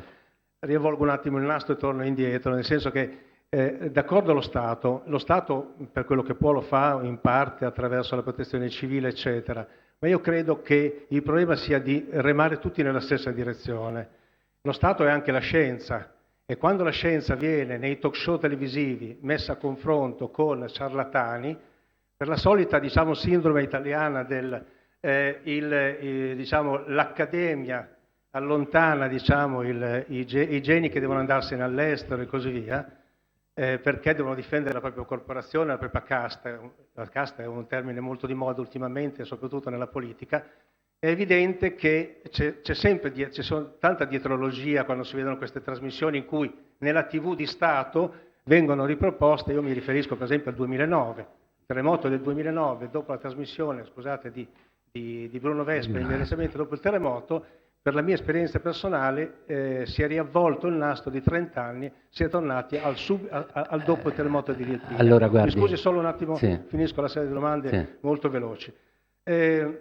Alcuni anni fa nel nostro istituto INGV venne una delegazione di giapponesi che ci raccontavano come facevano loro la formazione su questo. C'era un programma, un protocollo precisissimo che andava dalle scuole ai giornalisti con la periodicità tutta giapponese. Tipo una volta al mese si trovavano con i rappresentanti delle scuole, una volta ogni 2 settimane con i rappresentanti dei giornalisti, eccetera, eccetera. Ovviamente un altro mondo. Per tornare ai vertici del nostro istituto, il professor Doglioni qualche settimana fa, in uno degli incontri periodici con i colleghi, lamentava la scarsità di fondi che noi abbiamo rispetto, per esempio, all'Istituto Nazionale di Fisica Nucleare, che sì, è più grande di noi, ma riceve molti più soldi in rapporto alla proporzione. Ci si chiedeva perché le scienze della Terra, che sono così vitali e importanti per la gente, sono così poco interessanti, così poco affascinanti per i finanziatori, per la gente a cui vengono comunicate queste discipline. La risposta fu perché l'INFN insieme al CERN e così via scoprono il bosone di Higgs, forse perché è la particella di Dio, oppure perché l'ASI e la NASA vanno su pianeti, vanno sopra le comete o quant'altro. In realtà il problema, secondo me, è che c'è una sovraesposizione sulla tecnologia. Tutto ciò che è tecnologia oggi fa notizia, è interessante. Tutto ciò invece che sa di vecchio, come le scienze della Terra, se non opportunamente magari veicolate attraverso i programmi televisivi più affascinanti, i vari Focus, i vari BBC o cose di questo genere. Questo secondo me è anche il problema, ma soprattutto secondo me la formazione va fatta non solo da parte dello Stato, ma anche verso chi Io fa non volevo comunicazione. entrare nel criterio dei palinsesti delle televisioni, dei radio, perché siamo alla fine di questo convegno, siete stanchi, tra l'altro questo è un argomento che ha forse la sua importanza, ma non volevo intrattenervi oltre. Ma per rispondere alla sua domanda le posso dire che ogni conduttore a livello RAI e a livello Mediaset che organizza un qualsiasi tipo di talk show, di rubrica o di spettacolo, sceglie lui personalmente, senza alcun filtro, gli interlocutori che lui vuole portare. Quindi non c'è nulla, non c'è nessun organo che decide che se parliamo di terremoti Tizio è meglio di Caio o è più probabile che questo lo voglio dire e che sia chiaro. Per rispondere alla formazione, il problema è un problema molto grande. Io credo che al momento si possa parlare soltanto di coscienza e che quindi noi giornalisti, io veramente sono in pensione da 2 anni, benché svolgo ancora la mia attività. Tuttavia è una questione di coscienza, però la coscienza del giornalista che si trova alla base di un giornale, che va a fare cronaca, è quello di salire. E per salire bisogna fare scoop. La coscienza invece deve essere nei direttori e negli editori, che nel loro piano di informazione, ma a pagine fisse, perché una volta c'erano le pagine fisse e oggi non ci sono più, o c'è quella sportiva, sì, quella sportiva è la pagina fissa, dove praticamente si fa un calendario su tutti i quotidiani dove si possa effettivamente portare a una diffusione più ampia. Ma per chiudere, per quanto riguarda le questioni relative alle scienze della Terra, e lei ne ha citato qualcuna, però lei sappia che sui 12 canali RAI si fa molta arte e di questo mi complimento, si fa molta storia e di questo mi complimento, però i programmi divulgativi sono in mano alla famiglia Angeli e sappiamo benissimo come li porta avanti. E questo è un monopolio. Lei alla RAI, se vuol fare qualcosa di scientifico, deve passare sotto sotto l'ombrello di... Io vi ringrazio molto, è stato un piacere aver partecipato a questa...